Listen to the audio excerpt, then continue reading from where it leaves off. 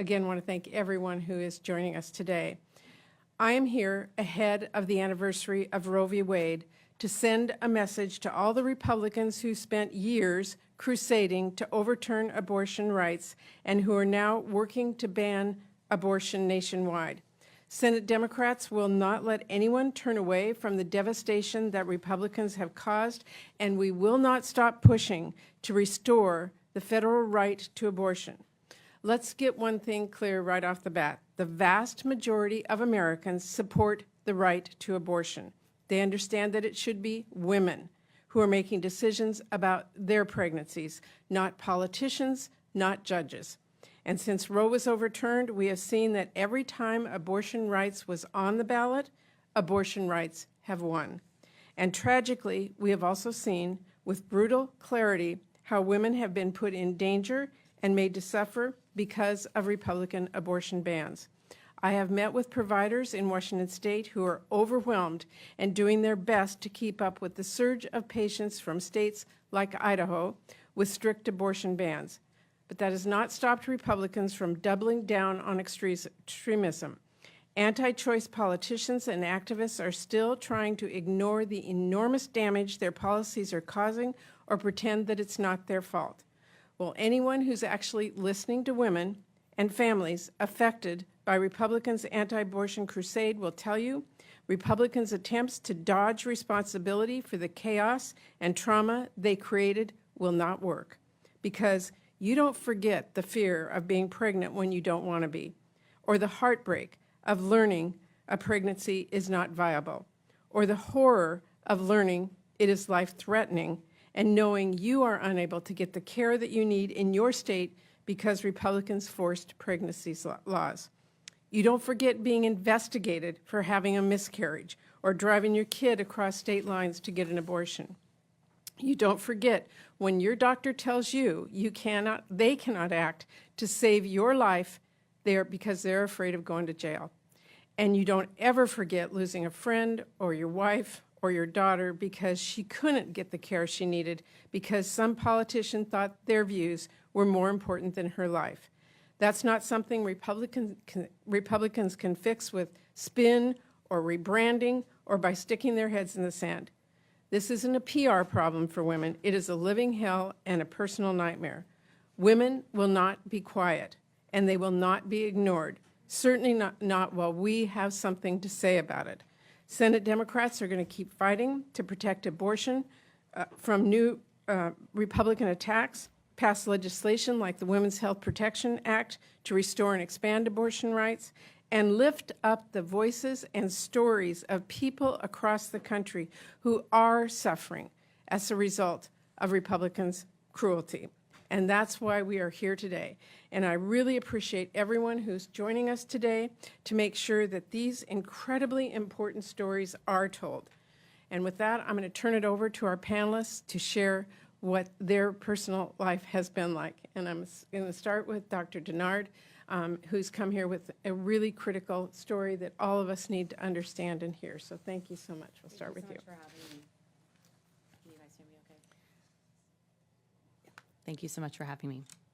My name's Austin Dennard. I'm a mother of 3, an OBGYN, and a 6th-generation Texan. I am here to speak about my own lived experiences with abortion bans in my home state and the chaos, harm, and heartbreak that these laws have caused my patients, my profession, me personally as well. Like for many people, my journey to motherhood has not been straightforward. I have 3 healthy children, but I've also experienced 3 pregnancy losses.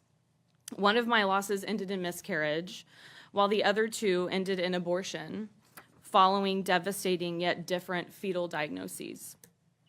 The first time I needed an abortion, it was 2019. My husband and I were newlyweds, and I was finishing my residency training in obstetrics and gynecology. It was our first pregnancy, and we were so thrilled. Then we received terrible news.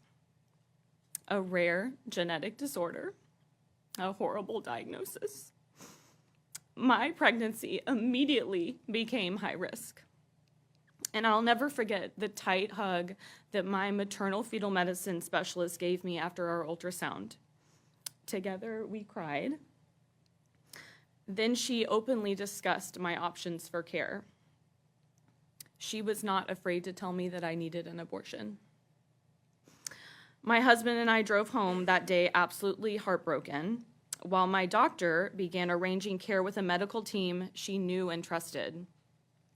Despite my grief, I did feel safe and supported. And less than a week later, I received an uncomplicated abortion from a highly skilled physician just 10 miles away from my home in Texas. And my recovery was expedited by loving and supportive colleagues, family, and friends. Then fast forward to the summer of 2022. Roe had fallen and everything had changed. We now had 2 young children, a girl and a boy, just 20 months apart, and we were really hoping for a third. I had recently experienced a miscarriage, but was again thrilled to be pregnant for the 5th time. Then a routine ultrasound showed devastating news. The brain and skull had not formed. It was anencephaly, the most severe neural tube diagnosis. Although relatively rare, this is fatal. The pregnancy was not going to become a brother or sister for my children. And I remember looking at the ultrasound screen in complete disbelief. I can't believe I need another abortion, I thought. We have to flee the state. My state, 6th generation Texan, where I practice medicine, where I'm raising my family. Then my doctor gave me a hug. "I'm so sorry," was all she was able to say. My home state had stripped me of my own reproductive rights while simultaneously disassembling the most important foundation of a doctor-patient relationship: trust and open, honest communication. My mind began to spin. Where am I going to go? Who is going to take care of me? Who will take care of my children when I'm gone? What about my patients? What if this is the last time I ever get to be pregnant?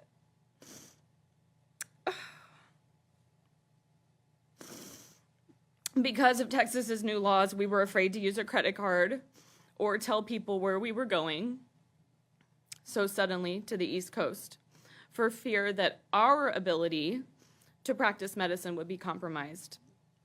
It was absolutely humiliating, and I felt physically and emotionally broken. As an OBGYN, I know firsthand that everyone's reason for needing an abortion is valid and personal. Even planned, prayed-for pregnancies can end in abortion. I have seen abortion save lives.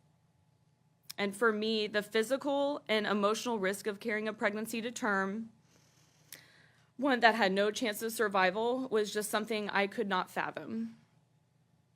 But since the fall of Roe, abortions that were written by politicians, abortion laws written by politicians, not by doctors, had made the decision for me. So long as I remained on Texas soil, I was to remain pregnant.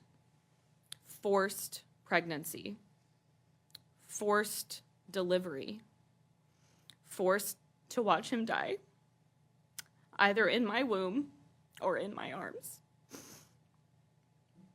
I have felt so marginalized and silenced by these laws, and that is why I am here to speak out today, not only for myself, but for my young daughter and for all of my patients. We no longer have the basic human rights for freedom and self-determination that my mother and her generation relied on for nearly 50 years. The state of Texas should not be making these decisions for me or for anyone else. nothing brings me more joy than raising my children, 4, 3, and now 5 months, right over there with my husband. But a close second is getting to be an OBGYN. I get to be there for all of those change your life forever kind of moments. Congratulations, you're pregnant. It's a boy, it's twins. There's just nothing like the moment that a baby is born and a family is created. But with those moments come difficult ones as well, ones of heartbreak, pregnancy loss, devastating diagnoses, infertility. And since Roe has fallen, those tough moments have become even more tragic, and they're adding enormous fear onto all of the sadness, including new painful questions I routinely have to face as a Texas provider. How can I help her? Where can we get her care? How do I keep her safe?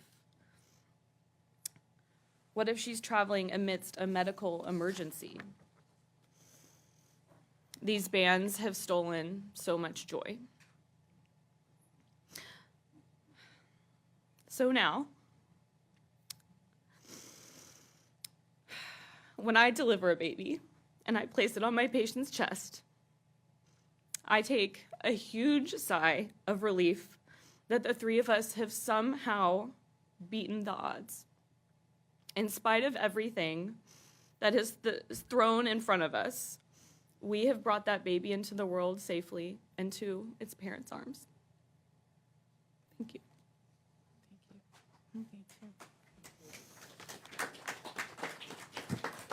Thank you, Dr. Dennard. I so appreciate you telling that personal story, and the fact that generations of women before only had to share that with their families, not with the world, is not lost on me. I so appreciate you coming and sharing it, because we need to make sure that that does not continue to happen in this country. So thank you. Thank you. We're going to turn to Dr. Floyd. Thank you.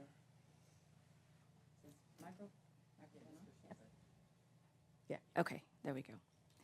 So good morning, everyone, and thank you to Senator Murray, to Leader Schumer, Senators Stabenow, Klobuchar, Baldwin, Warren, Cortez Masto, and distinguished members of the Democratic Caucus. My name is Dr. Serina Floyd. My pronouns are she, her, and I'm a board-certified OBGYN. I am a fellow with Physicians for Reproductive Health, and I'm the Chief Medical Officer at Planned Parenthood of Metropolitan Washington, D.C. I have been providing comprehensive reproductive health care for over 20 years, and I am proud to be an abortion provider serving this community right here in Washington, D.C.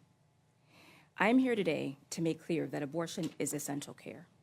I can say without hesitation that I have saved people's lives by providing abortion care. It is a critical part of my work as an OBGYN, work that has become increasingly challenging to do in this country. We are approaching 2 years since the Dobbs decision overturned 50 years of precedent and removed the constitutional protections around abortion care. And the devastating consequences are being felt every day for countless individuals, families, communities, and providers across the U.S. We Count is a study being conducted by the Society of Family Planning, which analyzes the shifts in volume of patients seeking abortion since the Dobbs decision took effect. This study has overwhelming spikes of people accessing cares in places with fewer restrictions on abortion care. These spikes are likely the result of tireless efforts by providers, health centers, abortion funds, and advocates to meet the demand of those needing to travel for abortions. We Count tells us the numbers, but what it does not share are the stories behind the numbers, the significant mental, emotional, financial, and social burdens of those traveling for care. Just last week, I cared for a patient with one of those stories, a woman I'll call Nina, forced to travel to Washington, D.C. from North Carolina for her abortion. Nina was traveling by bus, and after missing her first bus, caught the next one but arrived in D.C. too late for her appointment. She was rescheduled for the following day and then was asked where she would be staying overnight. Nina's response was that she had just researched on her cell phone several homeless shelters in the area and had located one 15 minutes away from our center that she was going to try. Nina had no money, not for a hotel, not for food, for nothing. All she had was her bus ticket home.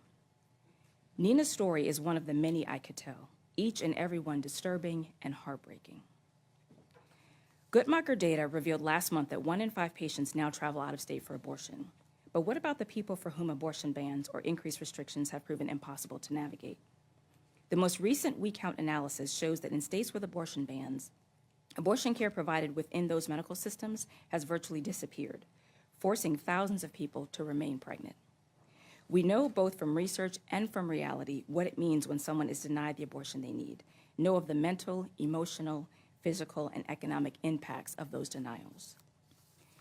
Evidence shows that women denied abortion care are more likely to experience serious medical conditions during the end of pregnancy, more likely to remain in violent relationships, and are more likely to experience economic hardships and financial insecurity. Systemic racism and economic injustice have translated into enormous failures of the U.S. healthcare and economic systems to meet the needs of minoritized and marginalized individuals. This has resulted in a disproportionate shouldering of the burden of restrictive laws and abortion bans on people of color, those with low incomes, young people, LGBTQ+ persons, rural communities, migrants and immigrants, those with disabilities, and those experiencing incarceration. The impacts on these communities are and always have been the absolute greatest. This constantly changing legal landscape is untenable, and the threats continue to build. Providers around the country are navigating the fallout, not just for their patients, but also for themselves and their teams. In access areas, we are grappling with increased demand, high patient loads, long hours, and at times more complicated care. My colleagues in banned states are coping with the blatant disregard and disrespect of their patients' bodily agency, but also with the loss of the ability to practice the medicine they love, and that in many cases contributes to their very identity. The effects aren't felt only by abortion providers. Practitioners of various medical disciplines, OBGYN, emergency medicine, primary care, are being forced to question whether they can provide care in line with their medical judgment and expertise. They are being made to ignore medical guidelines and are being forced to delay life-saving medical care in direct opposition to the oaths to which we are sworn. Providers and their teams are attempting to make sense of confusing and ambiguous laws while managing the fear and anxiety of possible criminalization just for doing our jobs. These frustrations are not only negatively impacting those in practice, but are also creating ramifications for future workforce capacity. Whether a provider contemplating leaving their current practice due to legal constraints, or a resident reconsidering where they will accept a job after completing training, or a student thinking hard about whether or not to practice medicine at all, the results of the Dobbs decision are directly influencing clinician availability in a country that already has dire provider shortages. I know abortion is necessary, compassionate, essential health care, and that my patients are capable of making complex, thoughtful decisions about their health and lives. I am unwavering in my commitment to support them as they do so. I urge you to listen to the stories of people who provide and access abortion care. I hope these stories help you understand that abortion care is not an isolated political issue, but rather an issue of basic humanity. Thank you for having me today, and I look forward to your questions. Dr. Floyd, thank you so much for sharing with us. I really appreciate it. We've been joined by the Majority Leader, Senator Chuck Schumer, and before we turn to our last witness, I would like to turn it over to Chuck. Well, thank you, Senator Murray, Patty, and thank you for your amazing leadership on this issue, and I thank all of my colleagues. Our caucus has stood strong in support of Roe v. Wade, and the anniversary of Roe v. Wade should be a joyous day for our country, a day when the Supreme Court decided to value a woman's right to privacy and her own autonomy. And for nearly 50 years, this landmark case was the law of the land. But for decades, the far right has led a campaign to systematically dismantle a woman's fundamental right to choose. The most extreme elements of the Republican Party have made it their mission to eliminate this freedom of choice. The most extreme elements of the Republican Party have done this repeatedly over and over again. They've made it their mission. And in 2022, tragically, alarmingly, and outrageously, they succeeded when a hard right 5-4 majority on the Supreme Court voted to overturn Roe v. Wade. For over a year and a half now, we've had to live with the calamitous Dobbs decision, as we have heard from our witnesses. It's opened up the floodgates for draconian and cruel bans on women's choice across America. Republican abortion bans around the country have led to chaos and irreparable harm. There are thousands and thousands of stories that we'll never know of the harm caused by this ruling. And they have put hard-right Republican politicians, mostly male, in charge of women's personal health care decisions. I am honored to stand with my Democratic colleagues and say that we will never, never stop fighting for a woman's right to choose. We will never stop fighting to take back these rights from the far-right extremists who want to impose their views on a country that overwhelmingly does not agree with them. The anti-choice activists who will descend on Washington, D.C. on January 19th should know that they are a shrinking minority in America. Every year, they're shrinking and have less and less weight with the American people. Democrats cannot and will not accept this new status quo. We will never stop fighting to take back the rights from these far-right extremists when America overwhelmingly disagrees with them. When the MAGA Supreme Court signaled the end of Roe and declared that there was no constitutional right to an abortion, it meant that our children will now grow up, unfortunately, in a world with fewer liberties than previous generations. My granddaughter will have fewer rights than her grandmother. The effects were instantaneous and devastating. 1 in 3 women lost abortion access, and we know this has had a disproportionate effect on certain Americans more than others. Rural and low-income Americans, people of color, members of the LGBTQ community, particularly the trans community and Black Americans. The far right has shown they want to force this on the entirety of the country. They won't stop until they have enacted a federal abortion law. But again, let me repeat it. The people who come down here on the 19th are a shrinking minority. They don't represent very much of America. The American people have told us time and time again that they reject this extreme MAGA agenda.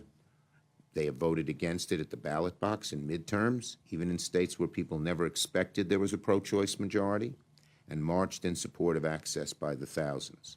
They've rallied time and time again in support of access to abortion as more cases wind their way through the courts. And now there are cases in Texas, thank you, in Idaho, in New Mexico, to name a few. There are cases coming up before the Supreme Court looking at access to mifepristone and a hospital's obligation to provide life-saving abortion care. Every day the legal landscape gets more complicated, and it's leaving the women of America in the lurch. But Democrats will fight tooth and nail to stop that from happening. We will not relent. We will not give up. We know that history is on our side. Yesterday we celebrated, or today's Wednesday, Monday we celebrated MLK Day. And he said that the arc of justice is long, the arc of history is long, but it bends in the direction of justice. We will win justice for the women of America. We will bend that arc of history. Thank you. Thank you, Leader Schumer. And now we will turn to Ms. Valente. Thank you, Senator Murray.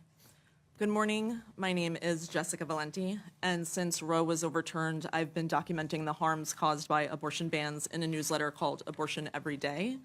I cover everything from legislation and court battles to anti-abortion strategy and language, but the topic that I find myself writing about most, I'm sorry to say, is suffering. And while Americans know about some of the suffering caused by abortion bans, thanks to the bravery of women like Dr. Dennard, there are hundreds of other stories that go unreported. I have spoken to a 21-year-old woman in Texas who was denied an abortion even though her fetus developed without a head, and a hospital worker in South Carolina who watched a college student die after attempting to end her own pregnancy. I get more messages every day than I could ever possibly answer. And while I could share stories that would shock and sicken you in the way that I am shocked and sickened every single day doing this work, I wanted to use my time here to stress that this incredible suffering, this cruelty that treats American women as less than human, is all by design. Despite Republican assurances that cases like Dr. Dennard's are the result of legislative growing pains or doctors simply not understanding the law, despite claims that their bans just need to be tweaked or clarified, I want to make clear that all of this pain and suffering was not just expected. It was planned for. Anti-abortion lawmakers and activists would have voters believe that they had no idea that this is what post-Roe America would look like. But they had 50 years to plan for this moment, and they made that plan carefully, strategically, and callously. Every raped child forced to give birth, every cancer patient denied care, and every woman arrested after having a miscarriage was accounted for and strategized over.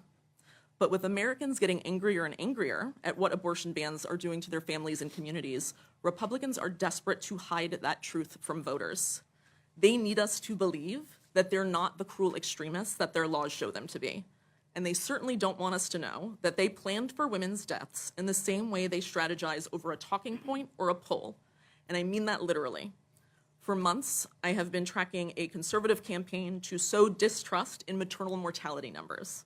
Republicans know that the data is going to show that their laws kill women, so they're preemptively claiming that maternal death numbers aren't accurate.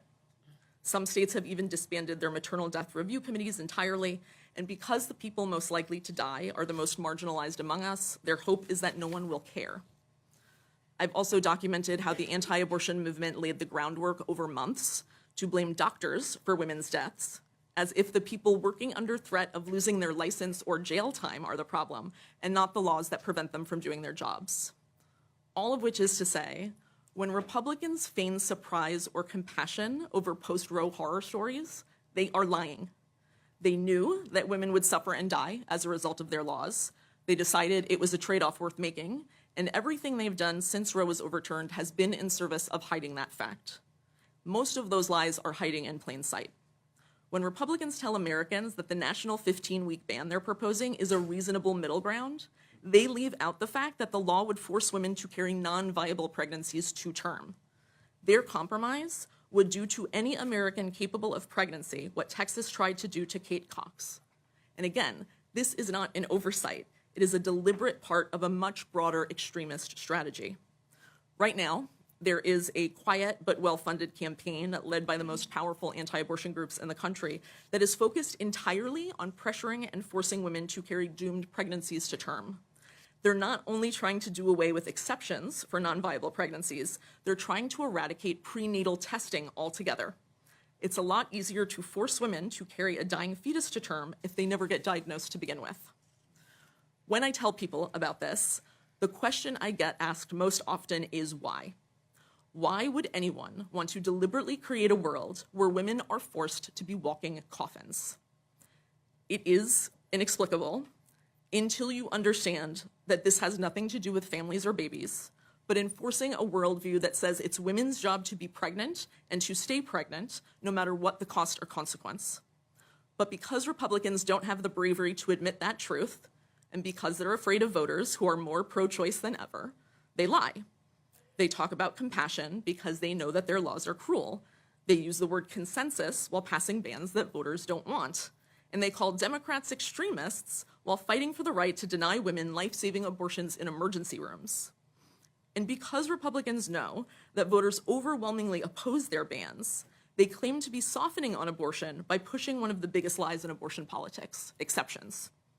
Again and again, Republicans deliberately propose and pass exceptions that no one will ever qualify for.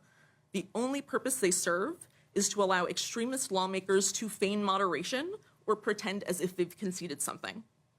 And frankly, any Republican who claims that exceptions are real should have to do so in front of all the people who've been told that they do not qualify for care, even as they went septic or had their uteruses removed.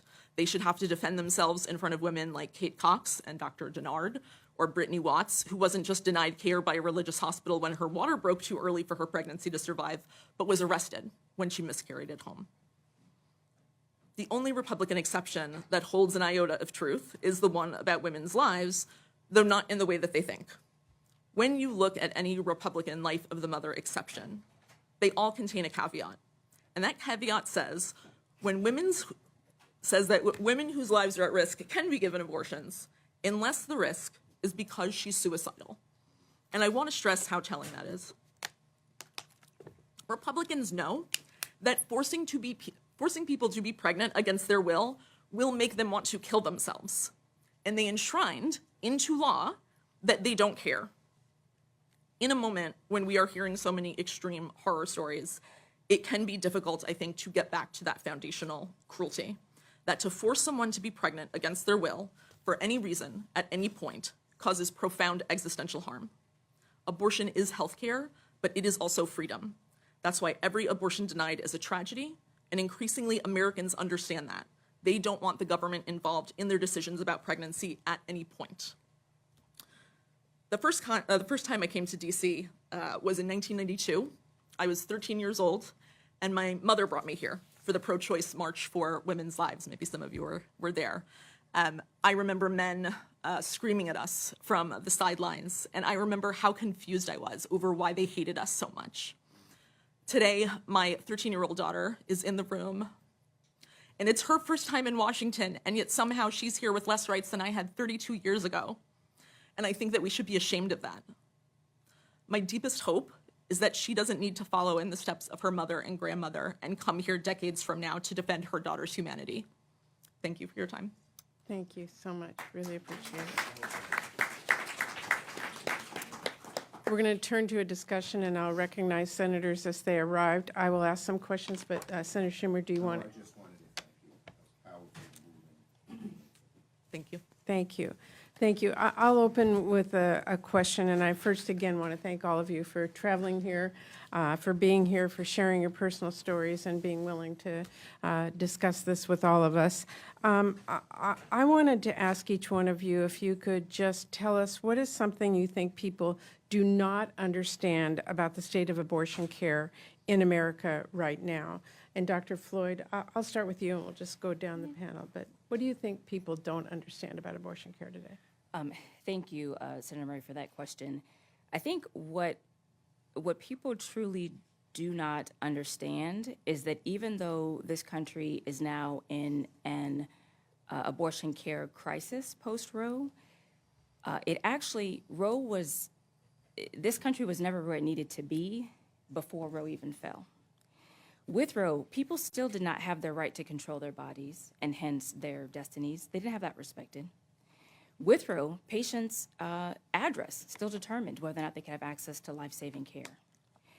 And with Roe, politicians were not prevented from entering my exam room and interfering with decisions made by my patients and I. So what I feel like is not really clearly understood by many is that while Roe offered us some protections, Roe was always the floor. It was always the floor, not the ceiling. And right now, what this country needs to address the state of abortion care is so much more than what Roe gave us when it was in existence. Thank you. Dr. Dennard. Thank you. Thank you, Dr. Floyd. I think that's a great comment.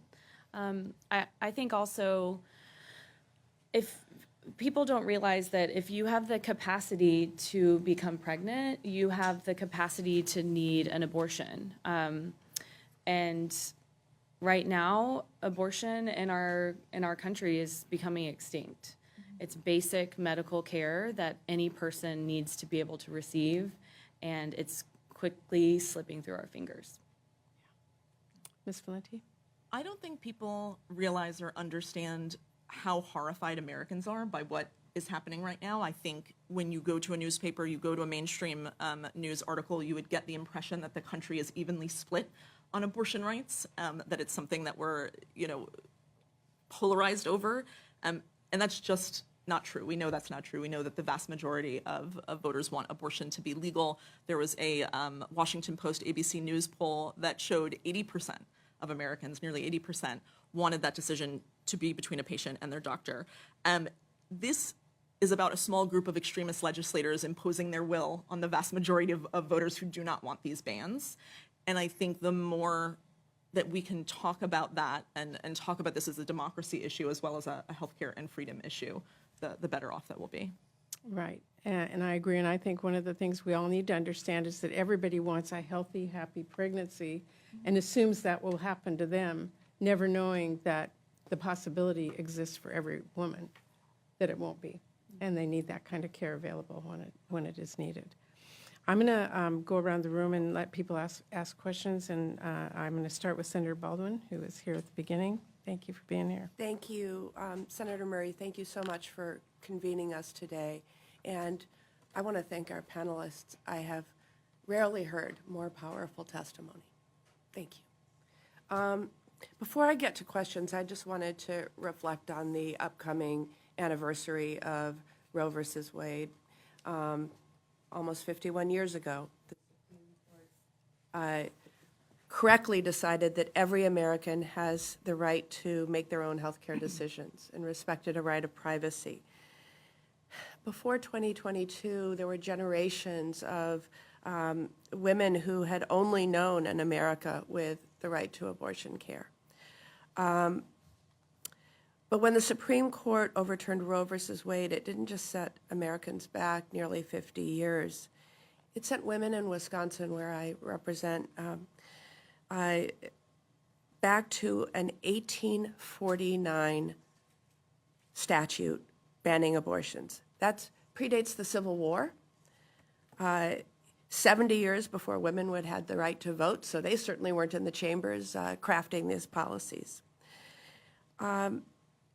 As all of you can imagine, that 1849 near-total criminal ban on abortion, which only allowed exceptions to save the life of the mother, and your powerful testimony, Ms. Valente, shows us how inadequate those are.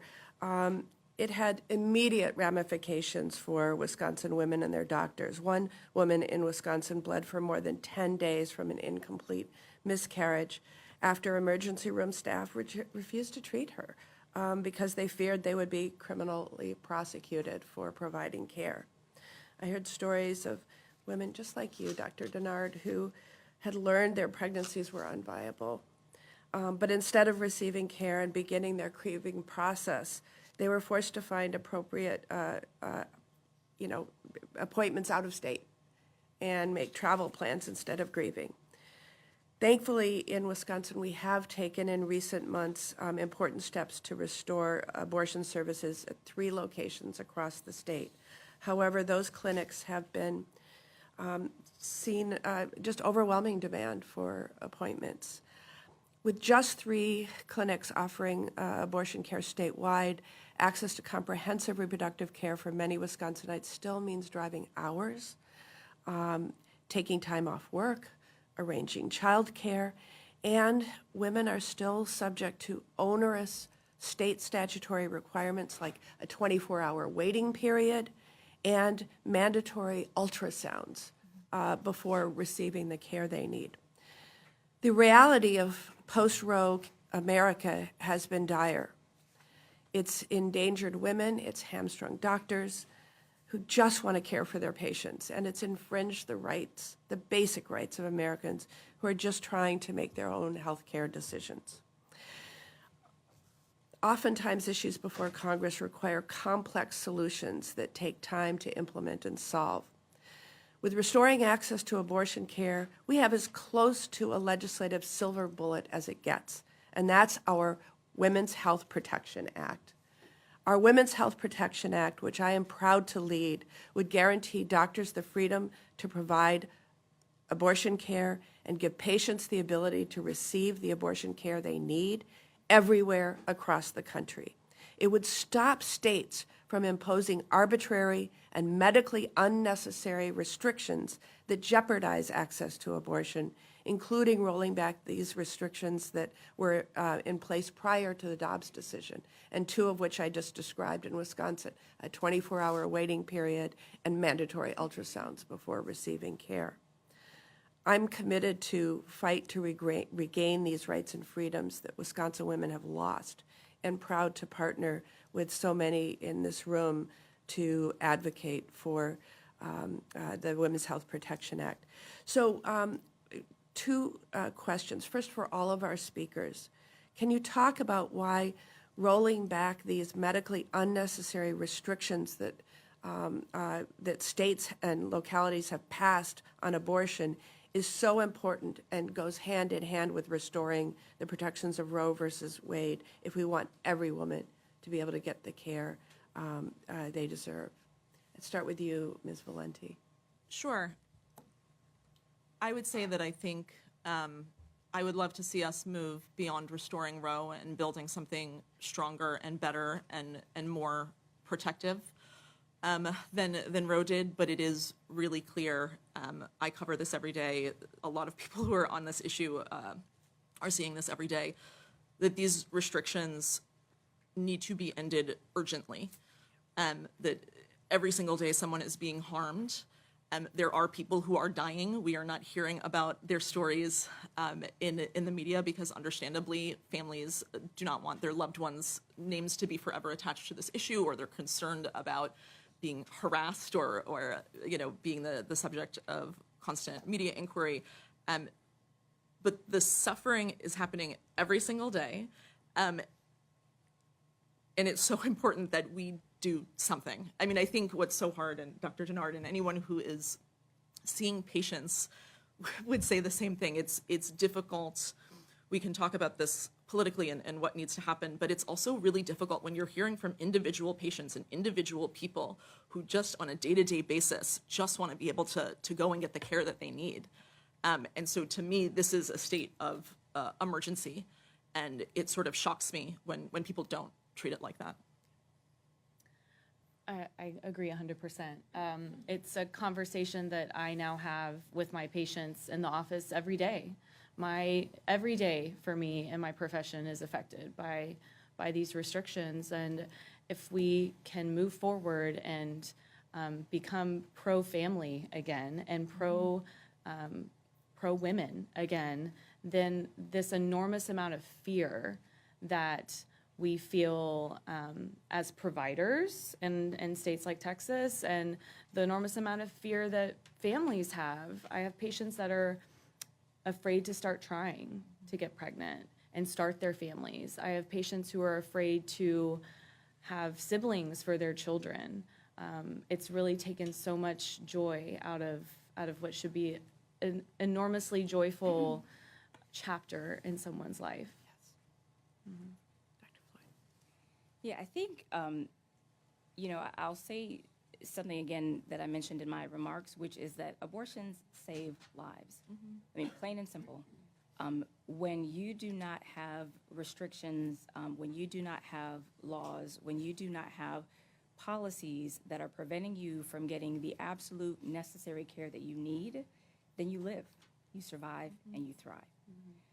We know that having access to abortion changes destinies.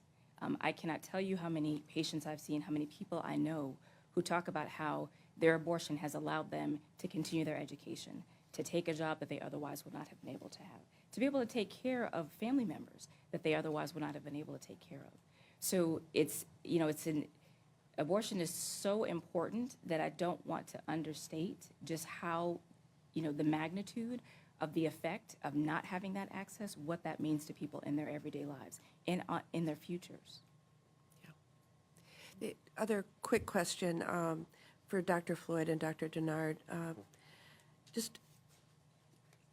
You talked about needing to travel to get the care you need. For some, as you described so powerfully, Dr. Floyd, that is nearly out of reach because of finances.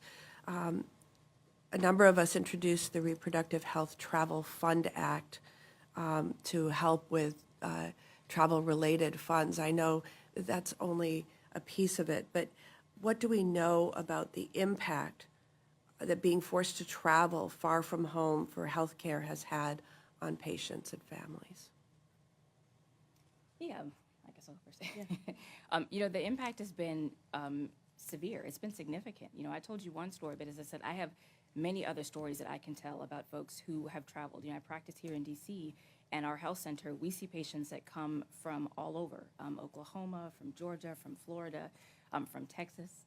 We see patients who come from all over. And what it takes for some patients to be able to make that trip, some individuals don't have any understanding of that. If you are someone with means, if you are someone with privilege, if you are someone with resources, You don't quite understand what it means when you have to use the last of the money that you have that you would have otherwise used to pay your rent or your light bill or to buy groceries for your family, when you have to use the last of that money to be able to arrange transportation, when you have to figure out what am I going to do with my children because I can't take them with me, or when you do have to take them with you and you have to figure out what am I going to do with them while I'm traveling and while I'm having my abortion. When people have to figure out places to stay, when they have to figure out what are we going to eat, when they have to figure out how am I going to get to the health center from wherever I may be staying while I'm traveling. Those are significant burdens, significant burdens. And again, for someone who has resources, navigating those burdens are a little bit easier, but for someone without resources, they're insurmountable, which is why you have people who are being forced to remain pregnant. I do want to highlight, though, that even for someone with resources, the mental and the emotional toll is major. Dr. Dennard shared that already. You're not in a place where you're able to be supported by your community, by your family, by your loved ones. You're having to go places where you may never have been and be seen by people you don't even know. And so, beyond just, beyond the importance of the resources that are needed to make that travel, there's also the mental and the emotional toll that it takes on people to have to do that.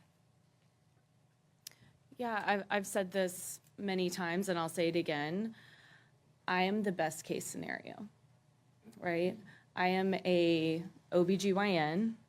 I'm a Caucasian married woman with resources. I have an enormous amount of privilege, and it's my privilege that helped me get my abortion.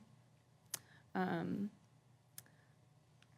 remember thinking, what do you pack when you're traveling for an abortion? And thinking to myself, I can't believe I'm even having to ask this question.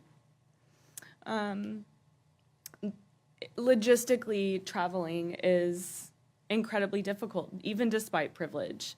Thousands of dollars, family support, childcare, abandoning my patients, being able to have supportive colleagues who could take care of them while I was gone, and for my husband as well. I am the exception to the rule, and it's absolutely my privilege that was that resulted in me getting the life-saving and standard medical care that I needed. If I could just add something, this is why access to abortion medication is so important. For people who don't necessarily need procedural abortions, we've seen folks in red states who need abortion care are getting that medication shipped to them, and we're grateful that they're able to do that. But that's the reason that we're seeing so many attacks on mifepristone, on the ability to ship, mail abortion medication, and this fear of the Comstock Act. And so I think that is very much top of mind when it comes to ideas about traveling and access as well. Senator Cortez Masto. Thank you. Oh, I don't think this is working. Can you hear It's me working. okay? First of all, I cannot thank you all enough for being here. This is not an easy thing to do, and using your voices and your advocacy is going to help us. This is key to continuing to promote the issues that are important for women and how we make this change. Let me just say, I come from the state of Nevada. It's a proud pro-choice state.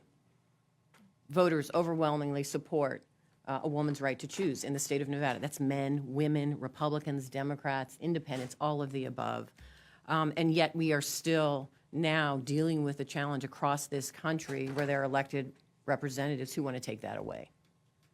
It's astounding to me, and I just came from CES, the Consumer Electronics Show in Nevada, because there's new technology out there that is going to help healthcare, that is actually going to bring access and affordability to so many, including women. Yet there are elected representatives across this country who want to limit women's access to 21st century healthcare. It's astounding to me.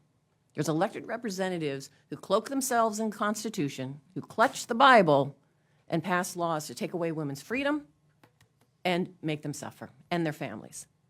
And to me, this is just an outrageous time for us to see elected representatives. I don't understand how Americans can be so cruel to other Americans and think it's okay to take away women's rights in this country and then challenge them when they have the audacity to come forward, be emotional about it, and stand with their family that this is so important. We need these rights.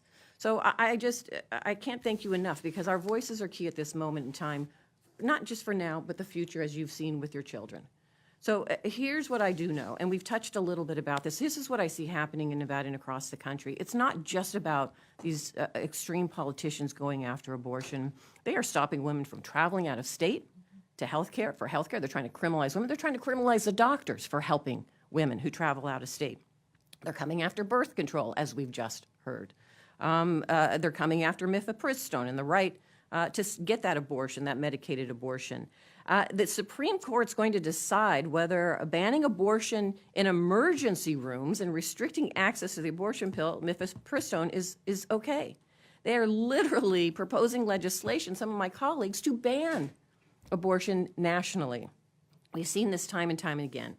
And so ringing the bell about not just the issue around abortion, but everything around women's rights when it comes to our reproductive freedom is on the line right now. And I can't thank you enough for being here. Dr. Floyd, let me ask you this, because the most recent thing now that is happening, as you know, in the 1980s, Congress passed the Emergency Medical Treatment and Labor Act, EMTALA. You both know EMTALA very well, to ensure that no matter the circumstances, people could get life-stabilizing care in an emergency room. Can you talk about the threat to emergency care created by states going after EMTALA, like in the EMTALA case before the Supreme Court, Idaho versus United States? Because now even a woman who has issues and challenges around her health care when it comes to a birth of a child now may not even have the ability to get that emergency care. Can you talk a little bit about the impact of that case? Yeah, I mean, any legislation around removing the protections of EMTALA is absolutely dangerous. And it brings to mind, Ms. Valente used a very an expression that I thought was very fitting when she used the term walking coffin. It really is driving home the fact that individuals capable of pregnancy are strictly, their sole purpose is to be able to carry that pregnancy and no other purpose. And the fact that you would deny someone emergency care that could save their life makes no sense, right? If the idea is to be able to promote life, like, that is counterintuitive, because now this person, the life of the pregnant person is potentially going to be lost, as well as any potential for any future possibility to have children. So whether it's, loss of the mother's life, or loss of the mother's fertility, or loss of their health in such a way that they become debilitated and not able to go on to function the way that they had been functioning previously. It's terrifying. It is terrifying for patients, but it's also terrifying for providers, because, again, we're put in this position of trying to decide, or having to wait for a hospital administrator or a hospital lawyer, or having to wait for some external body to tell us that the medicine that we took many, many years learning to practice, we have to set that aside. Yeah. And it's devastating. I mean, I have colleagues who I know who've been in that situation where they have literally had their hands tied and not been able to provide care that they knew was going to be absolutely paramount to being able to save a patient's life. And yet we're told, nope, you can't do that. Right, thank you. And can I just have Ms. Valente follow up? Because this is a perfect example of how they're using every opportunity to challenge the laws that are out there to help women and undermining them. I mean, EMTALA is a federal law, and now they're trying to say that the states rights preempt federal law in this case. Well, they're showing their cards very clearly, right? I mean, you couldn't be more clear than fighting against the ability to give someone an emergency life-saving abortion. And I think what is so difficult to watch is, these legislators who say, well, our state law takes care of that. Like, it's fine. People will get the life-saving care that they need. But the proof is in the pudding, right? Like, we are hearing stories every single day where that's not the case, where people are going septic. And so we know that pregnancy is too complicated to legislate. We see it with every new horror story that comes out. And I think when Republicans make clear that they don't care about our lives, we should believe them and listen to them. Thank you. Thank you. Senator Stabenow. Well, thank you so much, Senator Murray, and I'm not sure this is working here. There we go. Thank you so much for bringing us together and for all of your powerful testimony. I mean, and Dr. Dennard, I'm so sorry. I mean, I keep sitting here thinking, is this 1824 or 2024? I mean, what the heck is going on here? And unfortunately, Ms. Valente, you've spelled it out in a very scary way. I want to just add one thing to what Senator Cortez Masto said in terms of the breadth of this and the shocking way that all of this about women's health, children, and so on. As Senator Murray knows, as the head of Appropriations Committee, we're having trouble getting WIC fully funded, which is prenatal care and healthy food and baby formula and support for babies, newborn babies. Getting the full funding we need. Right now, we're in a position where we may end up in waiting lists because there's not enough money for WIC, and the pregnancy is only 9 months. How do you do a waiting list? But that is, it's like they want us, to have the babies, but aren't even willing to invest in them being healthy. It is just shocking to me. So we know what happened 2 years ago when the Supreme Court ripped away our fundamental freedom to make our own reproductive health care decisions. I want to speak about, for a moment, and get your reaction to what came next in a number of places. Michigan, 2022, we did the petitions, signatures, we got a ballot proposal in the Michigan Constitution to protect our reproductive freedoms. And it was overwhelmingly supported. In fact, it brought out the largest voter turnout in a non-presidential year ever for Michigan. We had the last people standing in line and voting past midnight. They think we're okay. They think because we have this in the Michigan Constitution now, and the other states that have it, that we're not affected by a national abortion ban. And the horror story is, after all the work we've done in Michigan, all the work we've done with what Wisconsin's doing, what other states are doing, stepping up and getting the right information, the protections into our own constitutions, a national abortion ban takes all that away.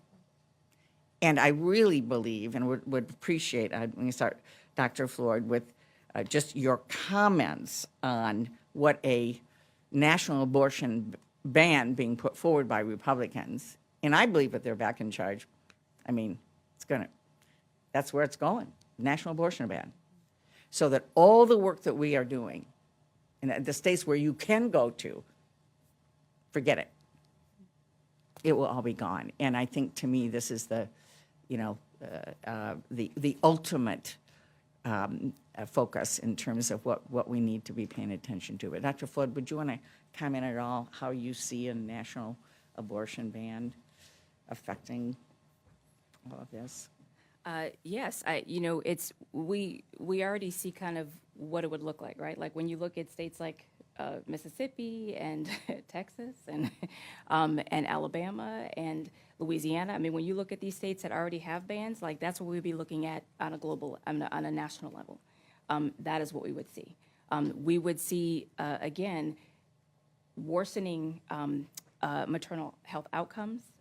We already know that maternal mortality in this country is abysmal. I mean, it is absolutely horrific how it is. The levels of maternal morbidity and mortality in this country, and having access to abortion care is directly related to the ability for individuals to go on to have healthy lives and healthy pregnancies in the future. So we will see worsening situations of worsening maternal morbidity and mortality. In general, as was said, pregnancy is a natural process, and I don't want to give the impression that all pregnancies are dangerous, because that's not the case, but we absolutely know that for a good number of folks out there, pregnancies are dangerous. They absolutely are dangerous, which is why the maternal mortality and morbidity rates look the way that they do. I think it's, we are already dealing with, as I mentioned in my remarks, provider shortages. And so when it comes to being able to train our providers and how to deliver the care that they need to be able to deliver, when they don't have access to being able to provide the procedures that teach them how to provide that care, then there's a loss. in terms of how we're able to train our future providers. So, I mean, that's just like the tip of the iceberg of what, what potentially we would see. But as I said, you just have to look to the states that currently have bans to see what we would see on a national level. If I could Yes, add please. something. I think what's so distressing to me, in addition to the possibility of a national ban, is that Republicans don't need to pass a national ban in order to have the kind of impact that a national ban would have. If they're successful in their attacks on mifepristone, over 50% of people who end their pregnancies do so with abortion medication. If they're successful in using the Comstock Act so that you can't ship abortion medication, ship tools for abortion, that impact will be largely indistinguishable from a national abortion ban. And that is what I'm so afraid of, that Americans don't understand the danger there as well. Could you speak just a little bit more about mifepristone? And we know the case before the Supreme Court and so on, but people don't necessarily recognize over half of the abortions Yeah. are medicine abortions, and what the landscape's going to look like depending on what the court does. Right. That doesn't just make a difference, no matter what state you are in, availability of abortion medication will have a tremendous impact on you. If you're talking about pro-choice states, if all of a sudden pro-choice states don't have access to abortion medication, then already overwhelmed, overloaded doctors who are seeing patients from out of state will be even more so. The waiting lists, which are already long, will get even longer. As I said, we're already in the middle of a national healthcare crisis when it comes to abortion access. I think once you take mifepristone, abortion medication, off the table, that gets exponentially scarier and worse, because so many people in red states have been able to get the abortion care they needed by using abortion medication, by having it shipped to them from doctors in pro-choice states with shield laws. And so it's terrifying, honestly. Thank you. Thank you so much, Senator Murray. Thank you. Senator Kelly. Thank you, Senator Murray. I want to thank you for hosting this brief today, and Dr. Floyd, Dr. Dennard, Ms. Valente, thank you for taking your time and willingness to share your expertise in this way. As all of us know, it's flat out wrong that we have to come here to discuss these real world impacts of rights being taken away from Americans. 51 years ago, the Roe decision established a clear and consistent legal right to the access to health care. And this is especially important in states like my own, in Arizona, where abortions have been completely banned based on an 1864 law before Arizona was even a territory, not before it was a state. That's what we're dealing with in Arizona. So for those 51 years, Roe allowed Arizonans to make their own decision. But as we've all discussed, the Dobbs decision was a giant leap backwards. And here's what this looks like in Arizona. So women in Arizona are now waiting on a Supreme Court decision, a state Supreme Court decision, to decide whether that 1864 pre-territory law is the law of the land. This decision's probably going to come in the next few months. And fearing legal prosecution, providers, I've spoke to some of these providers, they've closed their doors and moved. I mean, one fortunately had a clinic in Nevada, but closed their clinics in Arizona. And hospitals are unsure whether or not they can provide care to patients who have had miscarriages. I've spoken to the CEO of the Tucson Medical Center about this specifically.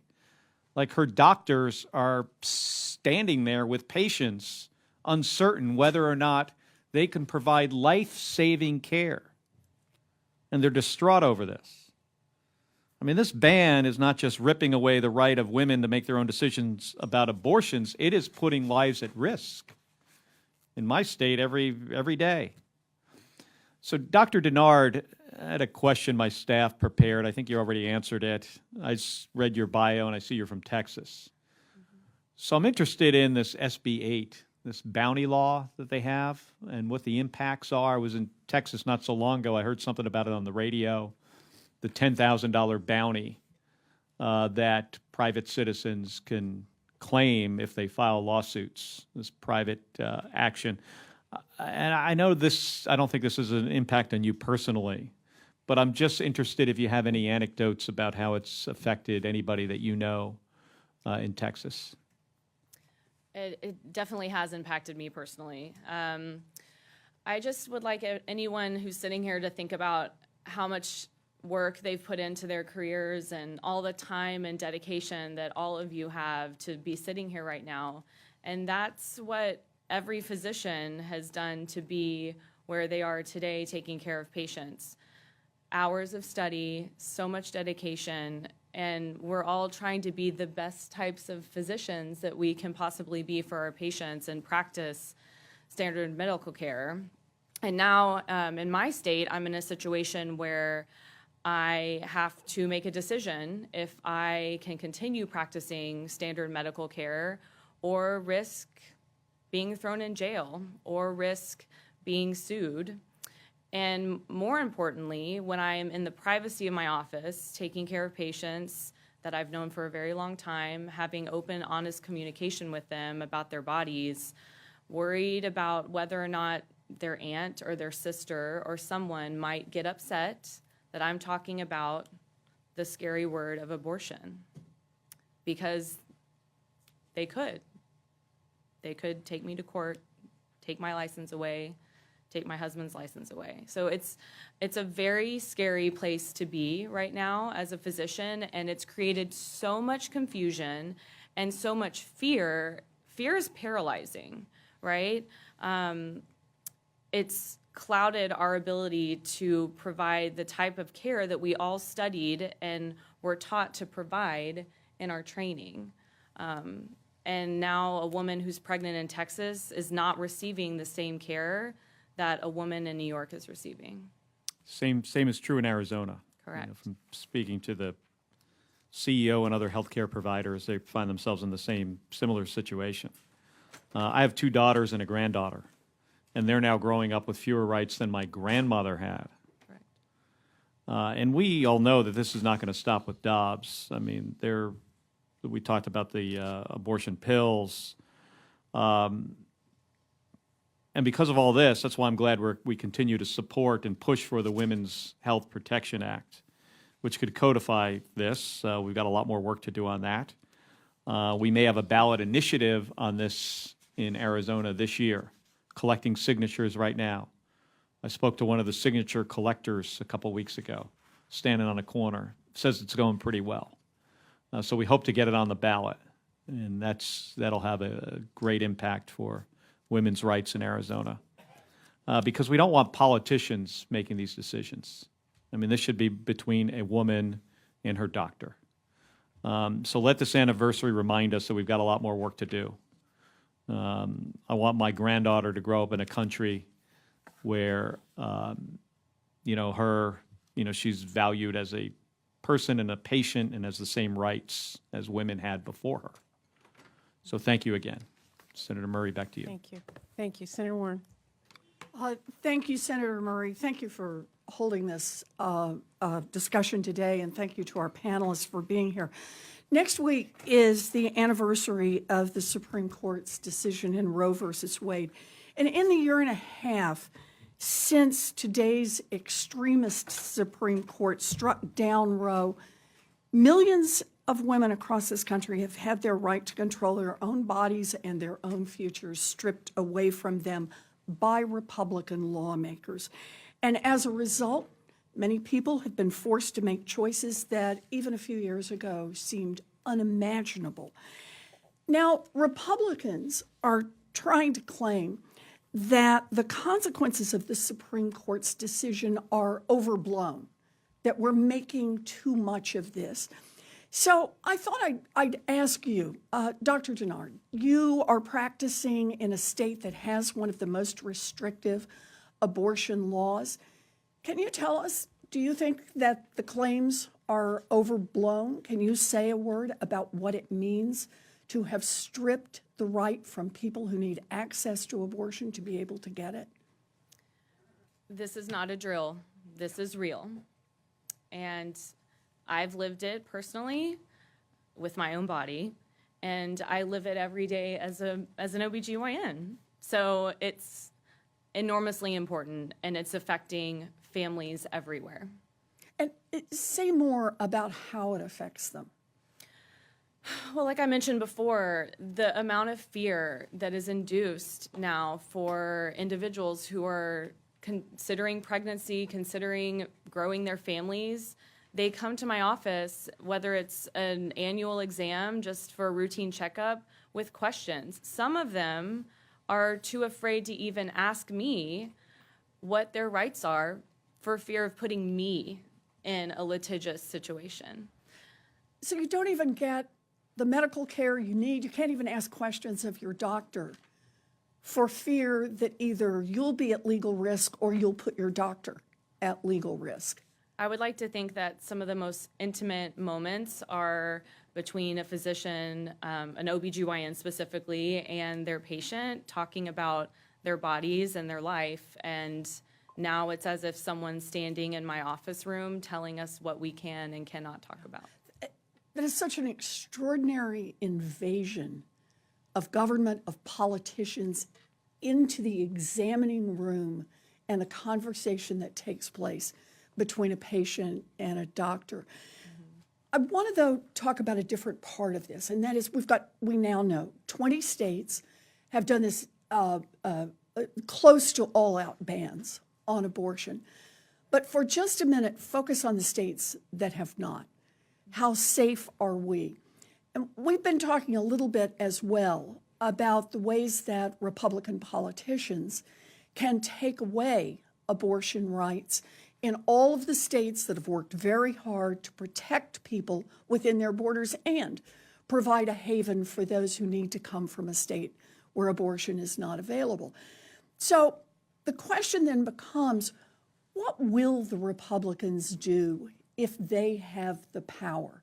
And again, Republicans are trying a kind of nothing to see here, don't worry about it language right now. They want to let the states decide individually. That's how it should be. Ms. Valente, can you speak just a little bit about what you see as Republican intentions in states that are protecting abortion and what the consequences of that will be? They're going for an all-out ban, no exceptions at all. I think that they will try to pass off their national ban as something that allows people to get the care that they need. We know that that's not true. We know that exceptions aren't real. We see that every day. We see it with stories like Dr. Dennard's. And so I don't think that we're safe in pro-choice states at all. I don't think that we're safe now, just with the status quo because of how overloaded doctors in pro-choice states are from out-of-state patients, right? We're already seeing a tremendous impact on care there. So as I said earlier, we don't need a national ban to be in danger. We're already in danger. But I am certainly concerned, and we know that whatever they say about compromise bans, middle ground, reasonable, all of these words that I've been tracking for the last year and a half are just complete lies. They are just a stopover to a complete and total abortion ban. And what is it going to take to make us safe?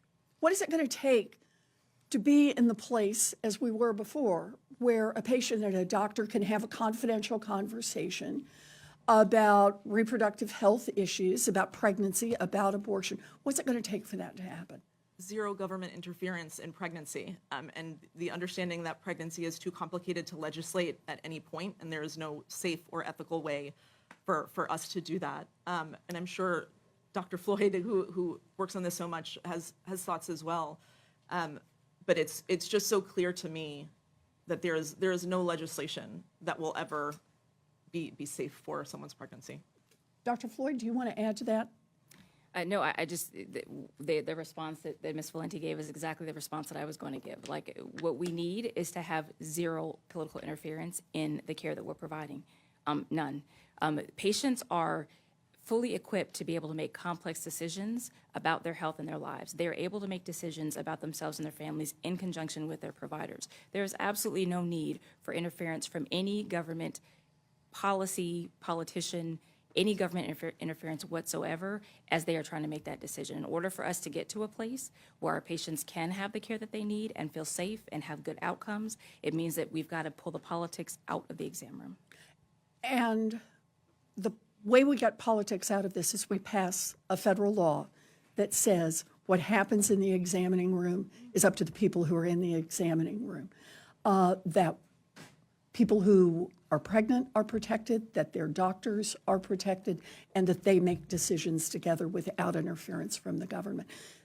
That's what the Democrats want to do, and that's where we will fight the Republicans every inch of the way until we get this done. Thank you for your work you're doing on behalf of so many people who need you. Thank you. Thank you. Thank you. Senator Shaheen.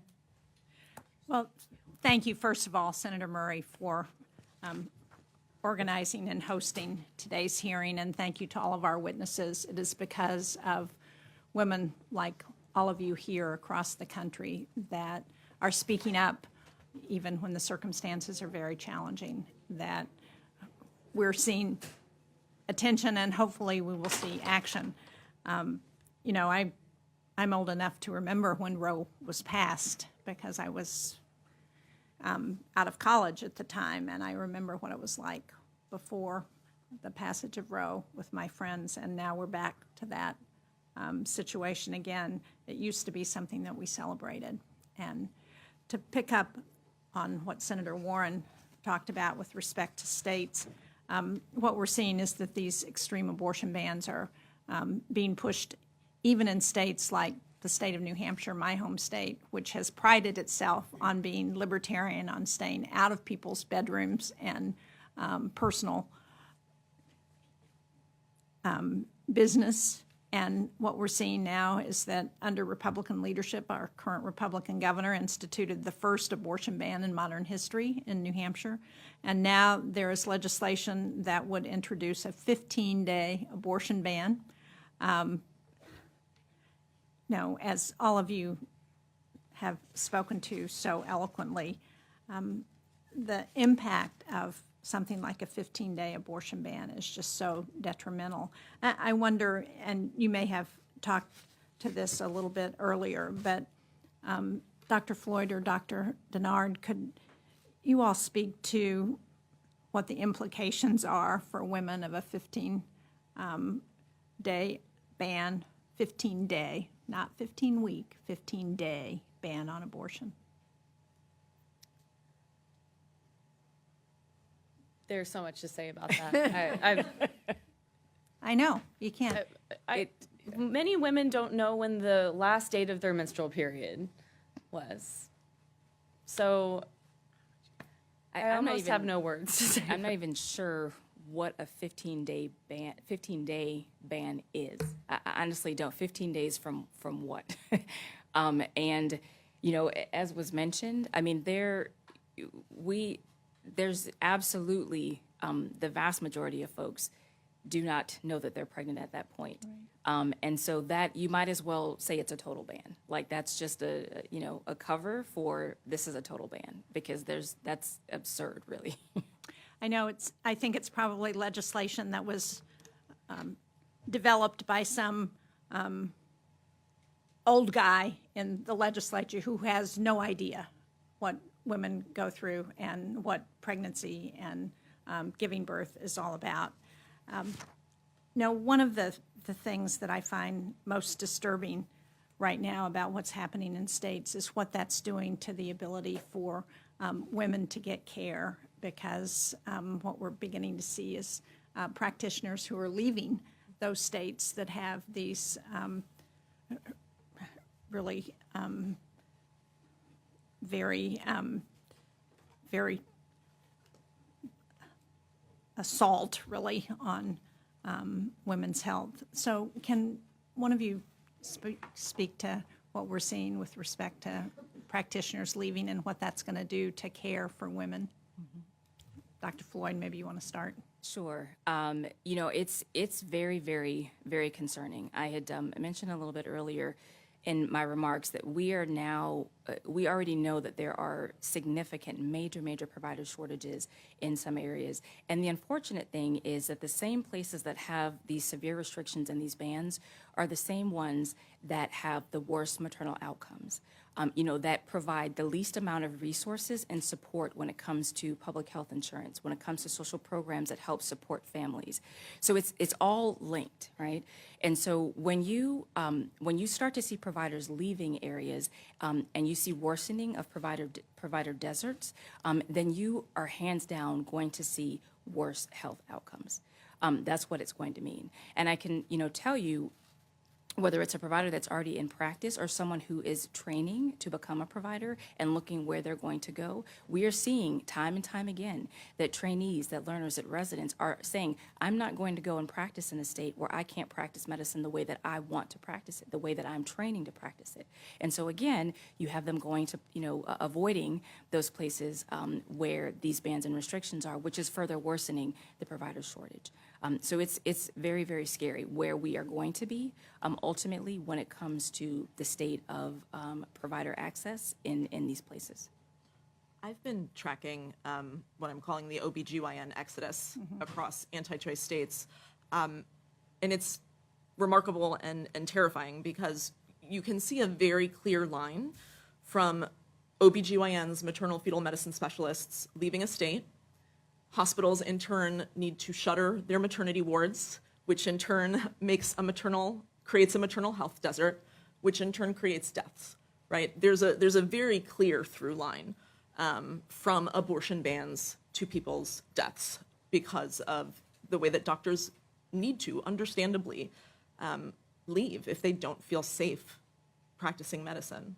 And it's happening so much quicker, I think, than anyone anticipated.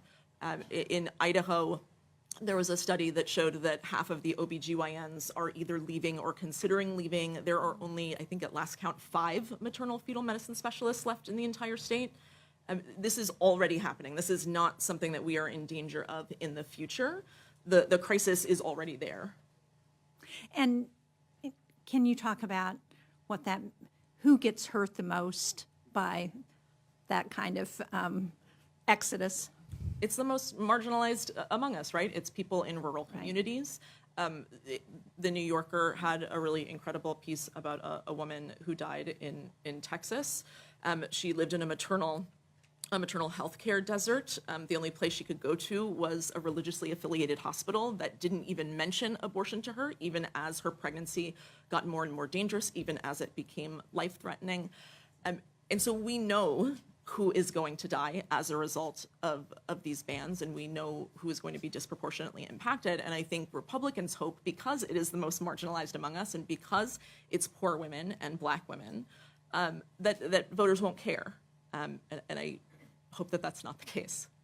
Well, certainly to pick up again on what Senator Warren said, I don't know what happened to their idea of, the Republicans' idea of, well, we should give these decisions to the states. They're seeing that when the states are making these determinations by referendum, by votes, that the voters do care because they understand what the impact is on women. And so that's why they're trying to do a national abortion ban, because they don't want to leave it up to the states, because they know that when given the opportunity, women and men who understand what the impact is are going to oppose it. So again, thank you all very much for your fight. Thank you, Senator Murray, and to all of the people in the audience. Thank you for showing up today and for continuing to advocate. Thank you. Senator Heinrich. Thank you, Senator Murray, for making this possible today. I just want to ask, and it's really open for any of you, talk to us a little bit about the impact that the Dobbs decision is really having on all the states where abortion is still legal, and states like mine that had limited infrastructure to serve our own community that are now being really having to provide services for multiple states around us as well. And so talk a little bit about that dynamic, and I'd love your thoughts as well on just the impact that, logistically, that travel is having on patients across the country. I think one note that we haven't really discussed is what a huge impact it's having on my specialty and Dr. Floyd's specialty. The trickle-down effect of losing providers and having providers move states is that we're not training the next generation of OBGYNs to practice medicine the way that we were trained to practice medicine. And a very important element of the medical training for my specialty could become extinct, and is becoming extinct, because it's very, very hard to train someone when you haven't been trained on that yourself. So it's really impacting our specialty from the medical side as well. Yeah, as someone who practices in an area that does have access, and we're very fortunate in that we have a lot of support here in DC to be able to continue providing care the way we are. I can tell you what it means is that there's increased demand in these places. There are higher volumes. There are delays to being able to access care. There are longer wait times. For patients, there are higher costs associated with traveling. For providers who are trying to accommodate the increases in volume that they may be seeing, it oftentimes means that you've got to relook at your schedules. You have to figure out, how do I change my workflows? How do I change my staffing model so that I have enough people to be able to take care of the patients who are coming to see? What days of the week do I need to now be open? What hours of the day do I now need to be open? And what that translates ultimately into for some places is overwhelm, absolute overwhelm. I mean, there are places who have had to open brand new centers to be able to accommodate the volume that they have coming into their areas. And because the desire is so strong to be able to help everyone that you can, anyone that you can, we're often willing to push boundaries and push our limits, both our personal limits and the limits of our teams, to be able to deliver that care. Talk a little bit about what those delays, what does a delay in care really mean for someone? What that delay could be will vary depending on where a patient's trying to go. And, honestly, depending on where they are already in the pregnancy, that delay could mean the difference between being able to get an abortion or not. It could mean the difference between being able to get a medication abortion or having to being forced to have a procedural abortion that you did not want. It means sometimes delays in care can result in procedures potentially being more complicated because someone is further along in their pregnancy. The cost most certainly goes up as they get further into a pregnancy. And so when you're delayed because you're trying to get an appointment somewhere, or even just navigate the logistics of travel to get somewhere, then by the time you get there, you're oftentimes in a much more difficult situation than you would have been had you been able to get the care earlier. And those delays are, again, despite the best efforts of providers who are trying to accommodate as many patients as they can. Thank you all. Can you speak a little bit to the emotional impact, not just the physical Yes. impact of delay? Yes, and Dr. Dennard, I'm absolutely sure, can speak to this as well. But for patients who, whether they made the decision to end their pregnancy because it's not the right time for them to be a parent, or because they were unfortunate to have a pregnancy that's being affected by an anomaly. Regardless of what the reason is, once you know that you need to end that pregnancy, you want to do it as soon as possible. And so when you're being forced to delay being able to get that care, the emotional and the mental toll can be tremendous. Dr. Dennard can speak very much more eloquently to that, I'm sure. Speak. You can speak from a personal perspective. Personally, in addition to just the absolute heartbreak of finding our diagnosis and knowing that I needed an abortion, I just would like everyone in this room to think about what it's like to have a surgery from someone you've never met. Yeah. It's scary. It's very scary. And even as an OBGYN, understanding the procedure, understanding that what I was going through was, as far as my abortion, was very, very low risk and I was in safe hands, it's just absolutely terrifying. Thank you. Thank you. Senator Rosen, are you ready to ask a question, or you want? Okay, go ahead. Well, thank you, Senator Murray, for holding this here discussion, this important discussion. And I really just want to thank all of you for being here. As a woman, these are very personal moments. And to come here on camera in front of everyone, to be out there and do these things, it's important. It takes courage. It's not without risk. And I appreciate it. And for everyone who helped put this together besides Senator Murray as well. And next week would have been the 51st anniversary of Roe versus Wade decision, which protected a woman's right, of course, to make her own health care decisions. But sadly, almost 2 years ago, the U.S. Supreme Court took away that right and opened the floodgates of anti-choice attacks on reproductive freedoms. As a result, we've all heard the gut-wrenching stories. We're hearing yours today. But what about the little girls who were raped and couldn't get an abortion? Of women who were miscarrying but couldn't access the care they needed? And of doctors being sued or prosecuted simply for doing their job and providing life-saving care. And we know anti-choice extreme politicians will not stop until they've passed a nationwide abortion ban, which would even ban abortion in pro-choice states like my state of Nevada. And that's why I've been fighting here in the Senate to defend women's rights to make their own medical decisions free from interference of politicians. I helped introduce the Freedom to Travel for Healthcare Act to protect a woman's right to travel across state lines and get the reproductive care they need, this critical care, this life-saving care. And that's what I'm going to ask all of you about today. I have 3 questions, Madam Chair. So, traveling for abortion, we'll start there. Dr. Floyd, Nevada's seen many women come to our state for abortion care because it's banned in their home states. These women face financial hardship and are stripped of their support system, like you spoke about, by having to travel out of state. So, Dr. Floyd, can you speak to us about the burden women face when they have to travel away from home, and why we need to proactively protect a woman's right to travel? Yes, I think I'm going to answer that question with an illustration of another story. I took care of a patient several months ago who was a patient actually living in Louisiana. And this patient was a patient who was experiencing homelessness in Louisiana, and somehow was able to navigate connecting with an abortion fund and with individuals who could assist her with the logistics of being able to get here to D.C. To get the abortion that she needed. So the patient got here, I saw her, took care of her.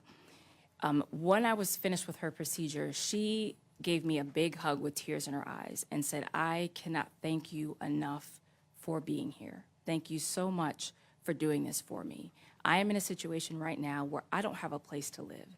And the thought of me bringing a child into this world and going back to that situation is unimaginable. So thank you." And this patient, right after thanking me, went on to say, "You know what, I'm really excited because I actually get to stay in a hotel. Like, they put me in a hotel last night and I get to stay in a hotel tonight, and they told me I can get room service. Because after I get on that plane to go back to Louisiana, I'm going back to being without a home." This is what it looks like. This is what it looks like. Thank you for your kindness and for caring and for being there. I'm going to move on to Dr. Dennard, and we're going to continue on this topic. And so, as a physician and as a patient in Texas, I don't have to tell anybody here, Texas has some of the strictest abortion restrictions in the country. And as someone who's had to travel out of state for care, we just heard about what happened in Louisiana, but what would have happened to you? And there's others like you, if there'd been a nationwide abortion ban in place. I would have been forced to remain pregnant and deliver a baby that was either had already passed away in my womb or would have suffocated in my arms.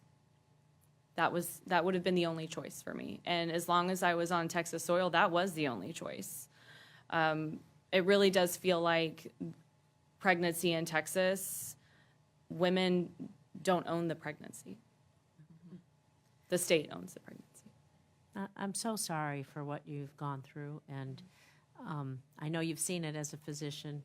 Sorry for what you've gone through personally, and I do really appreciate you coming out to protect the women who maybe can't speak for themselves. So thank you. I have one last question about prosecuting doctors, and this is for you, Ms. Valente. Can you speak to the impact of abortion bans, restrictions, the impact, we have two doctors here, I know they can probably talk about it too, the impact they have on doctors, specifically OBGYNs, where they feel comfortable practicing.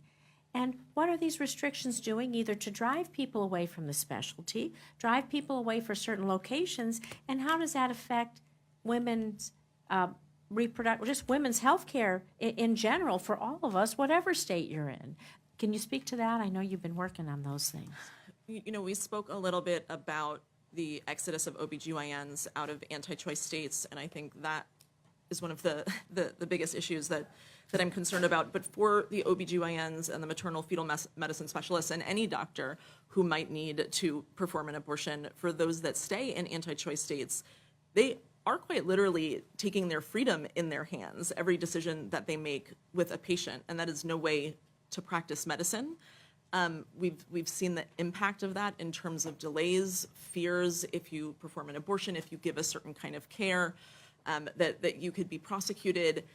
And we're not just talking about the prosecution of doctors too, and I know we all know that, but I just want to mention it as well.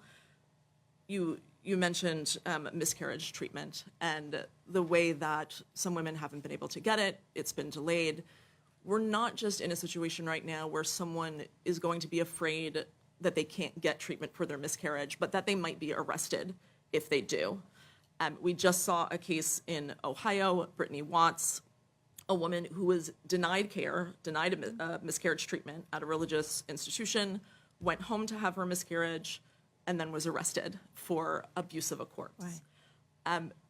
And that's the future I think that we can expect to see for all Americans if a national ban was to pass. It's not just about doctors going to jail, it's about anyone going to jail who has any sort of role in abortion whatsoever. And I think that we should all be terrified. This is something that is obviously disproportionately impacting doctors, but also patients and anyone who cares about this issue. And even a healthy pregnancy, deliveries can be fraught with danger. So if we don't have qualified medical professionals everywhere to help with what are hopefully uneventful pregnancies and healthy deliveries, this is still going to impact the limiting of OBGYNs wherever they are, whatever state they are, because they're fearful, is going to eliminate care in all circumstances. Would you agree with that too? Yes, I think It's going to put us all at risk. It puts us all at risk. I think doctors are rightfully fearful, and I think patients are rightfully fearful. You know, after a case like Brittany Watts, how many people won't go get that miscarriage treatment, right? How many people will just decide, you know what, I may be bleeding a lot, but I'm not going to go to the hospital because I don't know what's going to happen there. And so it really is a nightmare situation for everyone who's involved. And I think what's so troubling to me as someone who, covers this issue from a, journalistic and political lens is to watch Republicans call themselves the party of family values while trying to prevent people from leaving their home states for care, trying to pass travel bans, and calling them trafficking laws, and incentivizing, as they do in Texas, incentivizing families turning each other in, right? So that you're too afraid to even tell a family member about the care that you may need to get out of state. I profiled a young woman in Texas, 21 years old. Her fetus did not develop at all above the neck. There was no head. This fetus was not going to survive. She had to go to New Mexico for care, and she did not tell one single person. It was just her and her boyfriend, 21 years old. And when they made the call to the New Mexico clinic, he said, it felt as if I was robbing a bank. That's how bad and scary it felt to him to make this call. And they were too terrified to tell anyone. And so the isolation of that just continues to strike me every day. Thank you. Thank you, Madam Chair. Appreciate you holding this. Thank you. Senator Bennett. Thanks, Patty. Thank you, Jackie. It's good to see you. It's nice to see all of you. Thank you very much for coming. It's difficult around here when you have a hearing and all the people are going in and out. I can't imagine what it's like to spend a whole morning here having people come in and out. So I apologize. I actually am going to try to ask you something just based on what, Jessica, you were talking about a second ago, which was not what I was planning on asking you, but I'm sure somebody else has covered it. First of all, thank you for being here. And I'm grateful on behalf of all of Colorado that you're here. Our state was the first state in America to decriminalize abortion. That was, I think, maybe even 4 years before Roe versus Wade. We were the first state to codify Roe versus Wade after Roe versus Wade was enacted by the Supreme Court. And we were the first state after Dobbs to reaffirm our commitment to Roe versus Wade. Interestingly, that's had an effect on Colorado. We've doubled the number of abortions in our state has doubled as a result of this. 30% of the people that are getting abortions in Colorado are from out of state because people are seeking a refuge from states like the ones you just described, Jessica, and the ones, doctors, you've been talking about today. That has not been without cost to patients because the delay is increasing and increasing and increasing in terms of time as the number of people rises because they're not able to access care in their own states. And you were mentioning that, these Republican states where people are saying one thing and doing another, including the state of Texas, where there are people, the sort of vigilante system of having neighbors spy on neighbors is something that's just unimaginable where I come from. We would never stand for it in Colorado. But now you're starting to see changes. I'm sure you've talked about what happened in Ohio this fall, and that's a red state. And in an off-year election, the citizens of Ohio, led, I think, by doctors, went to the ballot and asked whether or not this should be that a woman's right to choose should be enshrined in the Constitution. The voters in Ohio said yes, we should put it in the Constitution. The governor of Florida signed a 6-week abortion ban in Florida, and now you're seeing that Floridians are saying, we've seen what's going to happen in Ohio, or what happened in Ohio. Now we have a chance to do it in Florida. I wonder whether you could just build on what you were talking about when I came in here to talk about what the actual political reality is in these red states where people are beginning to overcome the restrictions on freedom and the restrictions on people's health care that their elected officials have put in place. I think this is where abortion is very much a democracy issue. I'm so glad that the people of Ohio were able to make their voices heard despite many, many attacks on democracy leading up to that vote. Voters want abortion to be legal, even in red states. The Florida ballot measure that you mentioned is supported by 60% of Republicans in the state. And we are seeing numbers like that across the country. People can see very, very clearly what abortion bans are doing to their communities, what abortion bans are doing to their families, and they don't want that, right? They don't want that for their communities or their families. If voters are actually allowed to have a direct say, I think that they will make what they believe very, very clear. My concern is that they won't have that direct say because there have been so many attacks on democracy in states that are putting forward pro-choice ballot measures, anything to keep voters from having a say on abortion at all, because they know what's going to happen. They know that when abortion is put directly to voters, that voters support abortion rights. And so I've said earlier, as we talk about this as a healthcare issue, as a freedom issue, we need to be talking about this as a democracy issue. And if Republicans really believe that the legislation they're pushing is something that their voters want, prove it. Let your voters have a say, and let's see what happens. I don't know, doctors, if anybody else has a comment, I'm happy to, or you. I agree. Good. I would say that in that case, it's quite amazing because this isn't just sort of some philosophical discussion about democracy. And the reality is, in Ohio, what they tried to do was put on the ballot something that said, instead of having referenda pass with just a majority vote, we're going to say that you've got to have a supermajority vote of the people to overturn something that the legislature has done. That's what we're going to say in order to change the law in Ohio. And Ohioans said, forget that. You know, this is a democracy. And if we have 50%, that should be good enough. But they had to win that battle first, which they did, before they went on to actually have this a battle in, as I mentioned, an off-year election. I think that took a lot of courage to say, not only are we going to deal with that assault on democracy you're talking about, but then to say we're going to put this ballot issue here, not in a presidential election, not in an election when we know we're going to have this massive turnout, but in an off-year election because it's that important to the people of Ohio that we're going to do it. And I'm proud to represent Colorado. I'm glad to be here. But what's important to me about this is that's a red state.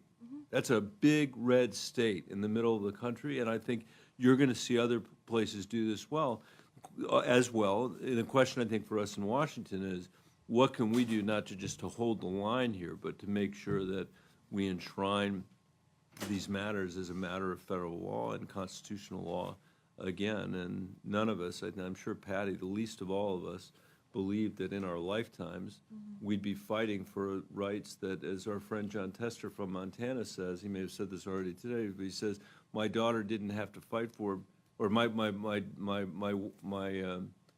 daughter never had to fight for because her grandmother won these battles. Well, here we are again, which is just reminds us how important it is. So thank you again for being here. And Patty, thank you for, as always, leading on this issue and organizing us to be here as well. Thank you very much. Thank you. We have several other senators that are going to be here in a few minutes, but I wanted to turn to you again, Ms. Valente, because you've really tracked that anti-abortion groups and Republicans are trying to sort of change medical and legal and political language to hide their extremism, like efforts to do away with the word ban. Yeah. So can you talk a little bit about the other terms that you're tracking that you think is important for us to pay attention to? Sure. So ban was really interesting because there really was this concerted effort to not just have anti-abortion activists stop using the word ban, but to pressure journalists to stop using the word ban and to say that the word ban was somehow inaccurate or biased. And so it was thankfully, it seems to have been an unsuccessful campaign, but they worked very, very hard at that. The thing that I'm tracking most right now and that I'm most concerned about is the way that they are trying to change medical terminology and medical language. So we've talked a lot today about non-viable pregnancies. Anti-abortion activists are creating legislation where this is already in some states' legislation and putting out policy papers and putting out guidance, asking doctors to not call these pregnancies non-viable pregnancies, but to call them potentially life-limiting. They want to erase the term non-viable. When it comes to life-saving abortions, they don't want those called abortions at all. They want them called maternal-fetal separation procedures because they are trying to divorce abortion from healthcare entirely and give credibility to this idea that abortion is never necessary to save someone's health or life. And so again and again, and you will see sprinklings of it in state bans, in legislation, where this language is starting to come in. In the actual legislation, language? maternal fetal medicine, maternal fetal separation procedure is in multiple pieces of legislation. I would have to check which states. Potentially what does life. That mean? Maternal fetal. It means abortion. Right? It just means It doesn't abortion. mean anything. It doesn't mean anything. It means abortion, but they don't want to use the word abortion when it's someone who they believe deserves an abortion, right? They want to use a different term for that. And the same thing is true for non-viable. And this sort of gets at the other thing that I've been tracking, which is their effort to do away with exceptions for non-viable pregnancies and to do away with prenatal testing so that women will never know that pregnancy is not viable to begin with. To actually ban prenatal testing? Yes, they are going Which I'm after. assuming that you use in your practices. They're doing that in two ways. Like, one is in the same way that they are going after the FDA over mifepristone regulations. They're going after prenatal testing regulations for the FDA. So women won't have the knowledge of what they need? when Or if they do get the prenatal tests, then they want to require, in the same way that doctors often in anti-choice states have to read a script about fake abortion complications or fake dangers of abortion, that they will have to read fake statistics about how prenatal testing is not at all accurate and you can't trust this and you don't want to have an abortion with a healthy pregnancy. And so really it's about tricking and misleading people who are in oftentimes the most vulnerable point in their lives. Wow, thank you. We've been joined by several of the senators. Senator Welsh, you were here first. I'm going to go to you. Well, I'll defer to my senior colleague here, Chairman. Yeah, you can go first. Well, thank you. Thank you, Senator Welsh. Thank you, Senator Murray, so much for holding this very, very important hearing, and thank you for your strong advocacy here. As you know, our state has been greatly impacted. When you look at a map and you look at regions of the country that no longer have service, Washington next door to Idaho is like we're the island of any kind of relief. So it's not surprising to see that we've seen a 56% increase in the amount of patients coming to Planned Parenthood clinics from Idaho over the last year, a 56% increase. So we ask ourselves, how can we continue to provide great care in general if that many people are coming to Washington? And as some of you know, we've also been concerned, even though Washington has a law protecting providers, we literally are a community across those borders. What happens to physicians that actually live in Idaho, who practice at Planned Parenthood clinics, and then go back to Idaho? What kind of protections exist for them? What kind of protections exist for Planned Parenthood, who already has massive amount of security demands put on it to have the level of security to provide care at that Spokane site, and have had increased insurance charges and everything else? How do we continue to provide for the care and safety of those that are doing an incredible job in providing access to care? So I don't know who wants to take that. Dr. Floyd. Yeah, so I think, it's what we as in a 56% increase is a considerable increase, right? And one of the things that I know I've seen from colleagues across the country is when you can, to some extent, anticipate what may be coming, you can perhaps better plan for it. And then when you're not able to anticipate, or when what you're seeing is much more than what you had originally planned for, that's where we often call upon other members of our community. One thing I can say about the abortion provider community is that we are a pretty tightly knit group. And whether we are talking about a patient who is needing to receive care at a Planned Parenthood or a patient who is needing to be seen at an independent clinic, we are at a point where we are constantly collaborating, working together. We have patient navigation systems that will allow for a provider anywhere to call a patient navigator and say, I have a patient who needs to get XYZ. And if this other place can't accommodate them, then the next step is to look to see, okay, where else can we get this person for them to be able to get timely care? So whether it's working together with the scheduling and logistics to working together on this funding support, the financial support to get patients where they need to go, I think the key is that we are really working hard to plan, to be prepared, and in cases where we can't quite plan or be prepared, working to collaborate and see how can we pull on other resources from within our abortion community to make sure that our patients are getting the care that they need. Well, my point is that it is impacting care in general. Mm-hmm. And so to say that, states are doing their own thing, they're not doing their own thing. They're impacting other states. And it wasn't that long ago, definitely within the last several years, that the Planned Parenthood clinic in Pullman, Washington, just south of the Spokane clinic by an hour, was bombed. Wow. And so we're talking about real security issues, we're talking about real impacts, we're talking about real lives. Right. and people who are trying to provide care. But right there on the Washington-Idaho border is the epicenter of this discussion about how people are being impacted, how people can still provide care, how their clinics are being impacted by cost and increase in demand. So we are being impacted. We have to do more. We have to have a federal law to protect people. That's the best way that we can do to get care. So thank you for that, and I'll look forward to following up with you. If I could add something about clinic security, I'm sorry. Yeah. We're seeing such an increase in violence and harassment against providers and clinics, and I just want to point out that one of the growing trends in the anti-abortion movement is attacking buffer zone laws and claiming that they are a violation of free speech rights. And so it's so important that we're paying attention to this because they are desperate to let anti-abortion activists who are harassing patients, screaming at patients, throwing things at patients, get closer and closer to them and to do away with any buffer of safety that patients and providers had. Well, in this case, they built a church down the street called the Church of Planned Parenthood, hoping to confuse people.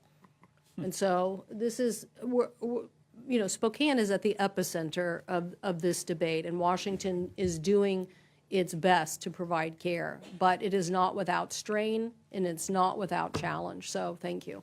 I think another thing to mention that we haven't really spoken about, and Dr. Floyd, I'm sure you can speak to this, is the amount of provider burnout that we're at risk of having now. Imagine, I always say it's been more traumatic for me to be an OBGYN in Texas than it really was for me, myself, to go out of state and have my own abortion. As sad as that is to say, I feel burnout from being in a place where care is not available, but physicians like Dr. Floyd are seeing such an influx of patients. It can affect your mental health. And providers need to be able to take care of themselves so that they can take care of their patients. I can't even fathom as an OBGYN what your day is like every day, Dr. Floyd. Yeah, thank you for making that comment. I think, that is such an important point, right? Burnout in medicine in general is a huge problem right now. When you talk about people who are constantly having to do battle on a day-to-day basis, the level of stress, the amount of overwhelm, the anxiety, when we're talking about the potential risk as a provider of potential criminalization, of the possibility that you yourself, by just trying to do your job, could be taken from your family, put in prison, be fined ridiculous amounts of money. Yes, the stress is very real. And just to kind of go back to what you were mentioning before about how to address like the increasing need and the fact that it's straining capacity. This is where we need federal legislation, right? Like we know that there is federal legislation that is being proposed. This is where we need to have wins in the Supreme Court.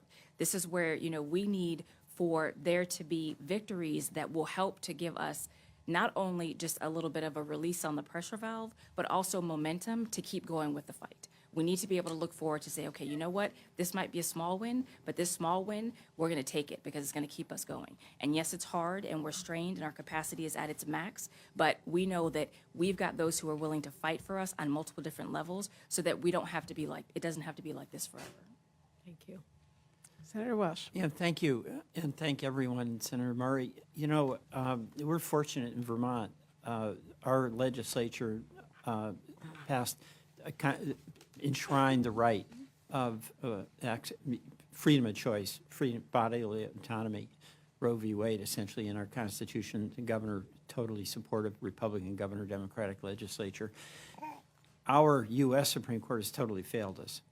And in the name of, quote, state rights, where the decision will be back to the state, it took away the freedom an individual had to make her own decision. And there was peace, and there was conflict, but relative peace after Roe, because the question of abortion, very contentious, is never going to go away. But it set a baseline where you could make your own decision. A woman could make her own decision. What's been unleashed with this Supreme Court decision is a rapid politicization, because where is now is back to each state to make a decision. The way I see it and hear from you, the way it's playing out, is that folks who have a point of view against that right of a woman to make her own decision, to be free to do that, they believe they can use the political process to impose their will on others.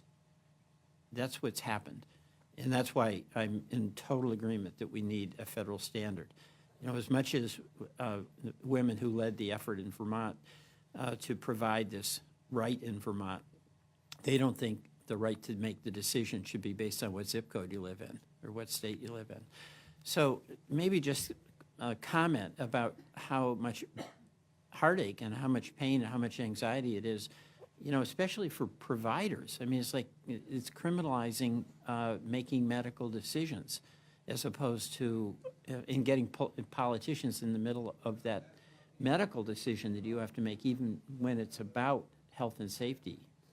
Can the doctors here comment on that? I had a patient that I took care of right after Roe fell who had a twin pregnancy. And we were just so delighted that she was pregnant again. I had taken care of her in her prior pregnancy, and one of her twins was diagnosed with trisomy 18, which is a fatal diagnosis. And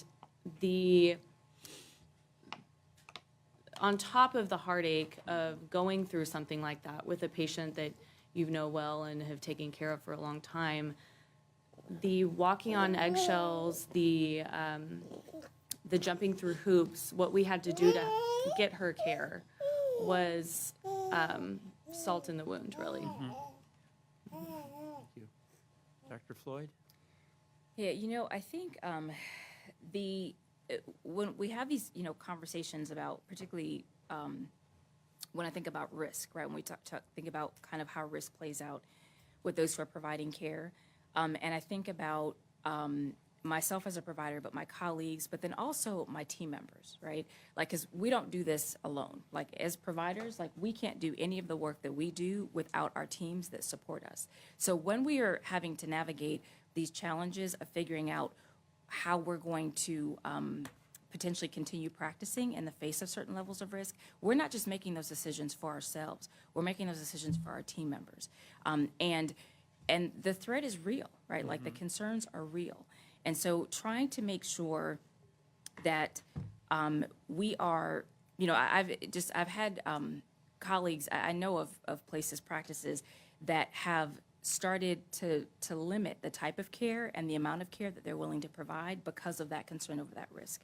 To say, you know what, we're not going to see patients from X state, or we're not going to see patients from X state who need medication abortion because they would need to, you know, potentially end up taking the medications back to their home state. And then what is that going to mean for the patient, but what might it mean for us too? So the decisions that are being made around how to continue to work in these environments, how to continue to sustain ourselves in these environments are difficult. And again, they contribute to, you know, to the burnout, to the level of stress that we're all feeling right now. But I will finish by saying that there is resilience, right? Like, we are a resilient group, and time again, we've shown that. I would love to say something as a patient, from a patient perspective. I don't talk about this story a lot, but my 13-year-old daughter is here, and when I was pregnant with her, I got very, very sick during my pregnancy. I developed something called HELP syndrome, and so it's a deadly condition, and so my daughter was born 3 months early. And so when I had an unintended pregnancy, when she was a toddler, we had to make this decision: how much risk am I willing to take with my life when I have a toddler at home? And it wasn't a situation where my life was immediately at risk, right? Those are a lot of the stories that we're hearing. It was about 50-50, they told me. The idea of having some sort of government intrusion in that moment that was so difficult and so personal and so much about my family and my daughter and her ability to have a mother as she grew up is unthinkable. And I think about that abortion a lot, because I think about what it would mean to live in a place like Texas where someone would say, well, you're not sick yet, right? Your blood pressure isn't high yet. You don't need a liver transplant yet. And at what point it would have been okay for me to get care. And it's just such an unthinkable cruelty to do that to someone who is in the middle of a decision like that. And I think that the more we can bring it back to that cruelty, the better. You know, there's a reason that Republicans want to talk about this issue as 6 weeks versus 15 weeks versus 20 weeks, because they don't want to hear stories like Dr. Dennard's, because they don't want to hear about the real life impact that these bans are making. Thank you. Thank you very much. Thank you. Thank you. Senator Rono. I'm sorry.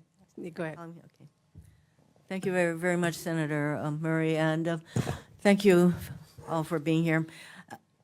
The word that comes to mind in the wake of the Dobbs decision is chaos throughout the country, and in states where abortion is permitted, such as Hawaii, which was the first state in the country to decriminalize abortion before Roe, and all across the country. So states that permit abortion, that limit abortion, that where abortion is legal, chaos abounds.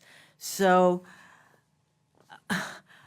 I am trying to think of any other kind of medical procedure where someone's life may be at stake, where it's not the doctor and the patient that gets to make those decisions, but suddenly lawyers have to get involved.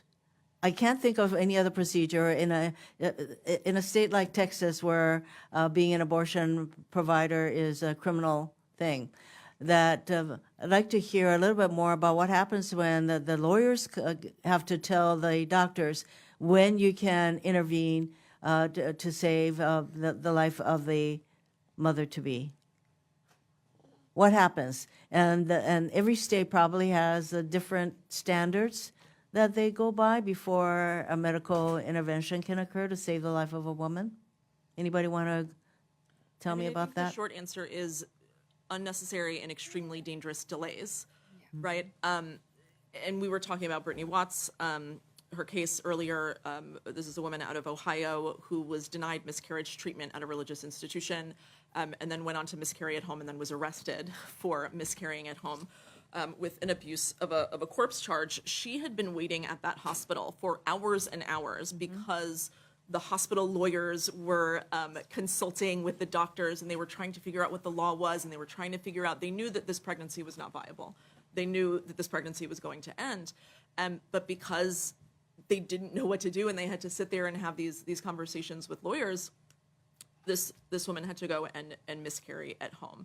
And I think that is the kind of situation we're going to see over and over again, and we're going to see deaths as a result of that. We're already seeing deaths. It's unthinkable, and yet it's happening. Yeah, you know, just to kind of add to that point, when you, as a provider, as a physician, when I'm told that I cannot intervene and deliver the care that I know how to deliver to save the life of the patient who is in front of me, who I know needs what I can provide, that is an unimaginable feeling. I have known multiple colleagues who've been in exactly that situation, who have been told by lawyers, you can't treat this patient because we have to figure out what this law means and what the impact is going to be, not just on you, but on the hospital system. You know, we have to figure out how your intent to deliver care is going to have a broader impact. Whereas for me as a provider, all I'm worried about is that patient who's right in front of me. So it's infuriating. It takes the focus away from the person who needs care the most, which is the patient. So this kind of resorting to the lawyers for the hospital or the clinic or whatever, as to whether or not medical intervention can occur, do you see this occurring in the way it's occurring more and more in any other kind of situation? No. I think that's another important element to the chaos created by Dobbs, that this is particularly a situation that occurs with people who have babies, and it just goes to show how it's amazing to me that a bunch of politicians can enact all these laws and still want to do a nationwide abortion ban that that impinges on our right to make decisions about our own bodies. And I can't think of any other kind of circumstance in which there's this kind of political intervention to stop us from being able to exercise what we thought was a constitutional right for almost 50 years. So I'm trying to think of any other kind of circumstance where this happens, but it happens to women. I wonder why in this country where we still don't provide for child care and all of those things. So I was curious about what happens, and I'm told that maternal care is something that, and even an ability to know how to perform an abortion is a part of residency that is required. And in a state like California, not California, in Texas, where abortion is illegal, if you're in medical training there, your residency in Texas, you have to go to another state to get that part of training. Is that correct? Well, Dr.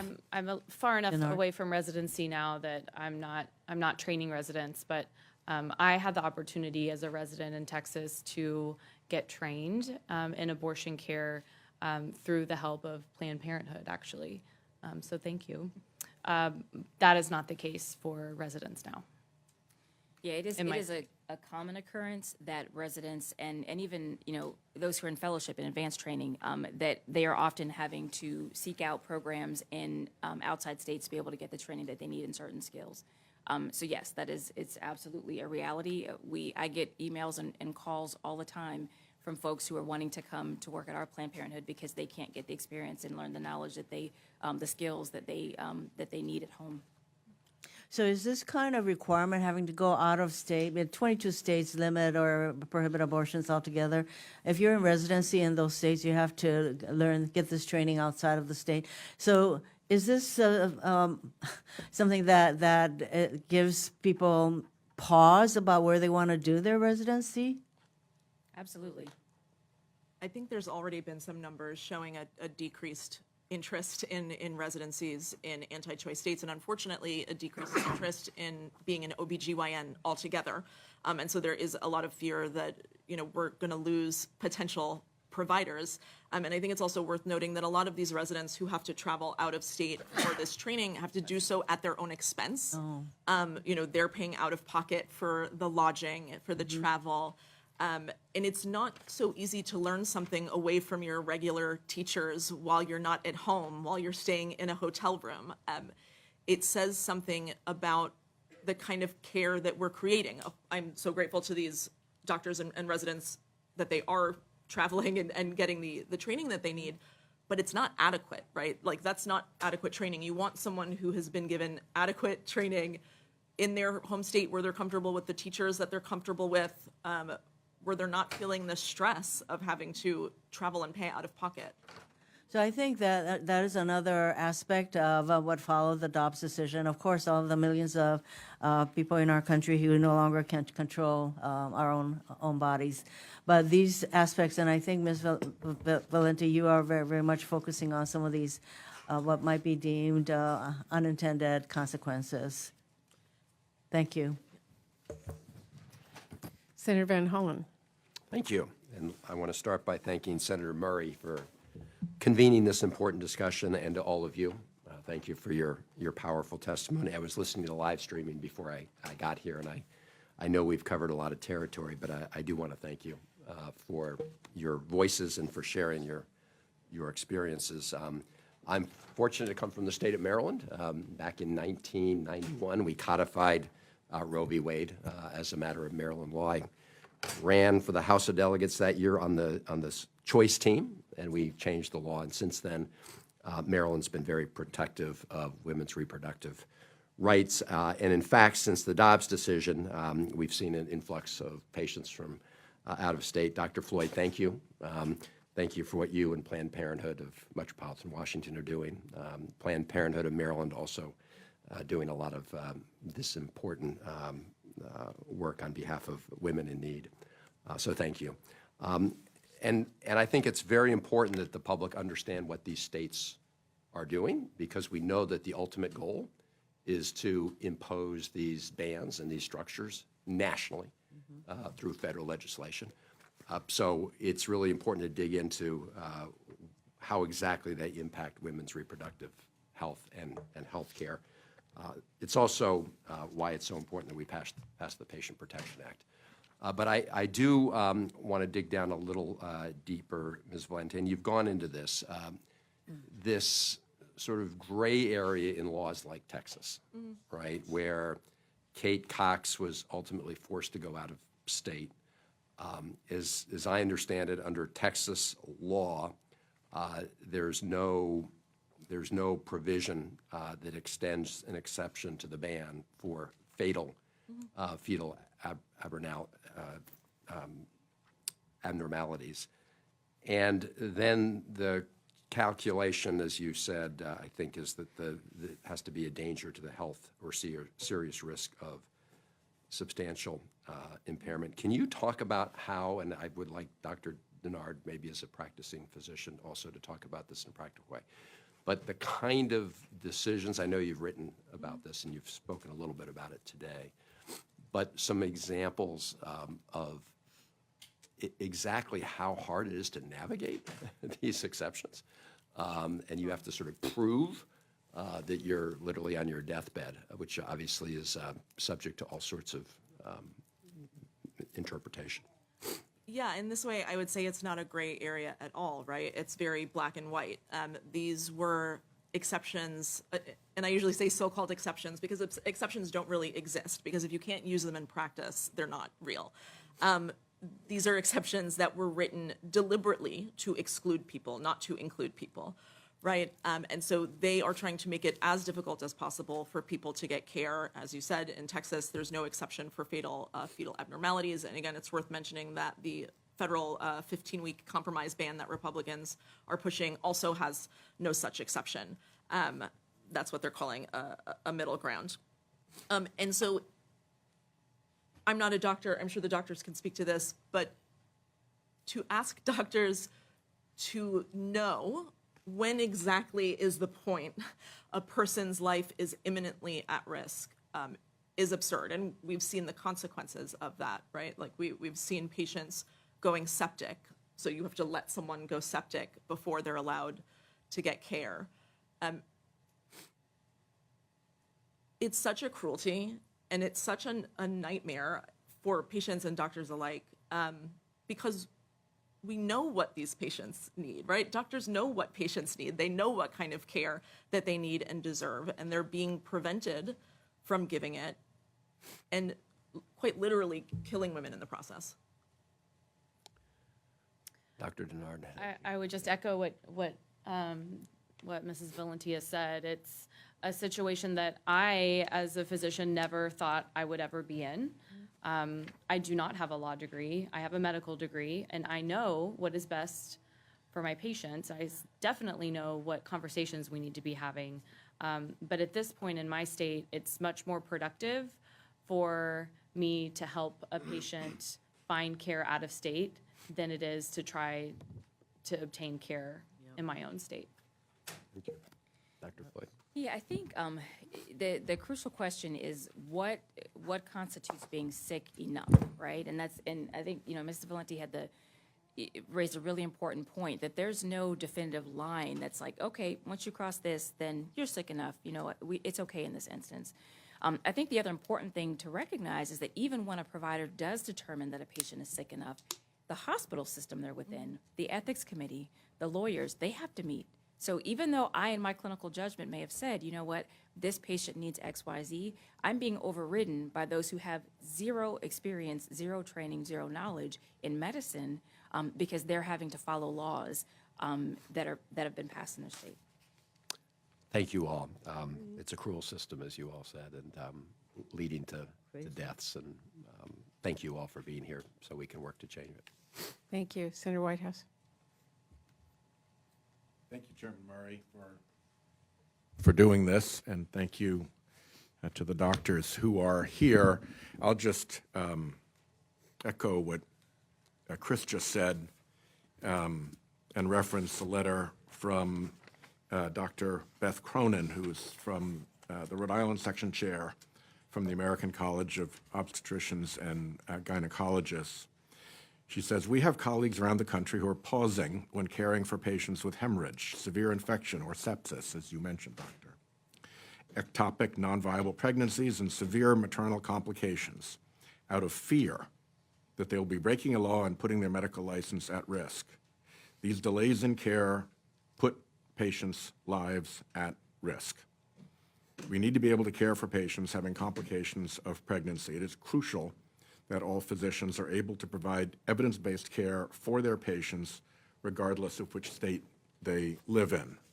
And hearing from these doctors about, like Maryland, Rhode Island is protected and safe, but hearing from these doctors about the experiences of their colleagues in your profession in states in which they're facing that danger and facing that fear and facing those delays and facing what it means for endangered patients was a very telling experience for me. The only other thing that I'd like to add is that this sort of law-based violence against women in the care of an obstetrician goes back to a very long history of violence against women seeking this kind of care. And we certainly had that in Rhode Island. For years, you had to run a gauntlet of threatening objectors and individuals just in order to get into the door of Planned Parenthood. And at one point, the toxic nature of the hatred and antipathy of these women got so bad that an individual went up to Boston and shot and killed an employee in a clinic, and then went on to another clinic in the Boston area and shot and killed that individual. I was the U.S. attorney at the time, so it was quickly reported to me, and I called our Planned Parenthood clinic and said, how are you doing? And they said, well, we got no problem here, but we also have nobody here. So I was the U.S. attorney. I called the U.S. Marshal, Marshal Jack Layden. I said, Jack, you got to get people over there and make sure that nothing goes wrong in our facility. And he said, well, I can't really do that. We're not authorized to do that. I said, well, are you authorized to protect me? He said, I'm definitely authorized to protect you. And he said, are you authorized to have marshals protect you? And he said, yeah, I'm definitely authorized to do that. I said, okay, let's you and I go. So we drove over and stood out in front of that clinic until the rest of the marshal service could gather and the Providence police could come and assemble. And as it turns out, the shooter drove right by the highway, just a couple hundred yards away from the building, on his way to ultimately being arrested down in Virginia. But that is the atmosphere out of which all of this comes. And I just wanted to call that back because there's a good deal of attention from the far right and in right-wing media about the threat of violence from people who want to protect women's rights here. And let me just say that has not been my experience. That has not been our record. That has not been our history. And there are several bodies to prove it from extremists who committed murders in order to threaten this basic right. So thank you very much for all of you being here. Senator Klobuchar. Well, I may be the last one, so, and as they say in the Senate, everything's been said, but I haven't said it. So I want to thank Senator Murray for her incredible leadership. I was just over with Secretary Becerra, who brought together a number of House members and myself to talk about what's going on. And I was noticing how, while we know there's 14 states that have put in abortion bans, a lot of talk about Texas, which with everything from the mifepristone original case with the ban to the allowing people to sue each other to the ban, the limits on emergency care. And someone referred to it as the laboratory of bad ideas when it comes to reproductive care. But I think one of the things, and I'll ask you this, Dr. Dennard and Ms. Valente, it's just that how we connect so that people understand in these states that right now are protected, like my own, their rights are protected, that how a national abortion ban could affect everyone, not just in the states that are currently have these bans in place, and how you connect the experiences of your patients and what you're hearing from them just with what's going on at the U.S. Supreme Court, and if they see that connection. Yeah, I think some patients are very aware of what's going on, and some patients are not. I think we're all in our own echo chambers of information as well this day and age. But a national abortion ban would just be an absolute living nightmare. Right. Dr. Floyd, we have seen in our state, because we're in a, what we'll call a tough reproductive rights neighborhood with North Dakota, South Dakota, Iowa, and then Wisconsin has an old law that still has some relevance. We've seen a 40% increase in reproductive care cases that have come in abortion cases in our state, and patients coming in. It's kind of an incredible number when you think about it, and it's not because we suddenly limited birth control. In fact, we made that easier. And so what are you seeing? It's kind of the flip side. You want people to be able to get health care where they are, so you don't have sudden surges in certain states. Little harder to get to Hawaii. But talk about that and that issue for some of the states that are seeing the surges as opposed to allowing patients to get the health care where they need it. Yeah, I mean, the surges are real and they're significant, and they are, the strong desire by the centers and the providers in those areas, and the willingness to accept and to add and to see as many patients as they can, is absolutely stressing to capacity what they and their teams are able to do. I think the other really important thing to mention is that it is also having significant effects for those who live in those areas.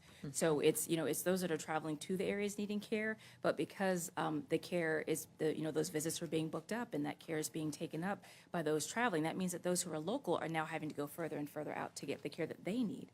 And so the impacts are significant. Obviously, for those having to travel, it's huge. I mean, the navigating logistics, overcoming the barriers and the obstacles are huge. But there are also the issues for those who are on the ground in those places. And are there other states, examples that have seen even more than 40%? I don't know what the answer to this is. I just know our own state. Yeah, well, I think we just heard 56%. I can't remember which state that was. Washington, right. Illinois, I know, is seeing huge influx. So pretty much the states that are on the borders of the states that have the bans are where the greatest influx is happening. Got it. So All right. Mexico. It's just an interesting way to think about this, that it is affecting the states that don't have the bans as well. It's also worth thinking about the patients that are traveling, that are going to those states. When you mentioned Illinois, are often the patients with the most complicated pregnancies and who need the most complicated care. In Illinois, they had to set up a whole system in order to have intake for all of the complicated cases that were coming their way, because those are the people who are not getting abortion medication shipped to them, but who are going to get that procedural abortion out of state. All right. Thank you so much. Thank you, Patty. Thank you, Senator Klobuchar. I really want to thank all of our panelists for sitting through this and sharing amazing personal stories and telling us what's really happening in the world. We all need to be aware of that. So thank you so much for your time. This has been a really powerful discussion. I want to thank all of my co-hosts, Senators Schumer, Stabenow, Klobuchar, Baldwin, Warren, and Cortez Masto, and all the senators who came today. I know Republicans seem pretty intent on avoiding this important conversation, but I think that we're not going to let them whistle past the graveyard that they spent a long time digging. So I want all of you to know we're going to keep the spotlight on the horrific fallout that we are seeing from the dangerous abortion bans that are being enacted. And we're going to keep lifting up the stories, because that is the best way for people to understand this isn't about someone else. It could absolutely be about you or someone you love. And I think a lot of people's lives have been turned upside down and put in serious jeopardy because Republican politicians decided it was their place to control women's health care decisions. and force them to stay pregnant against their will. I want you to know we're going to keep fighting to make sure that we go to a place where women can make their own health care choices with their doctor and not with, as you described, Dr. Dennard, someone in the room with you when you have to make those decisions. This is an important fight, and we're all in it.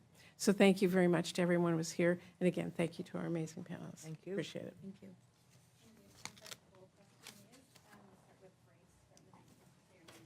Thank you.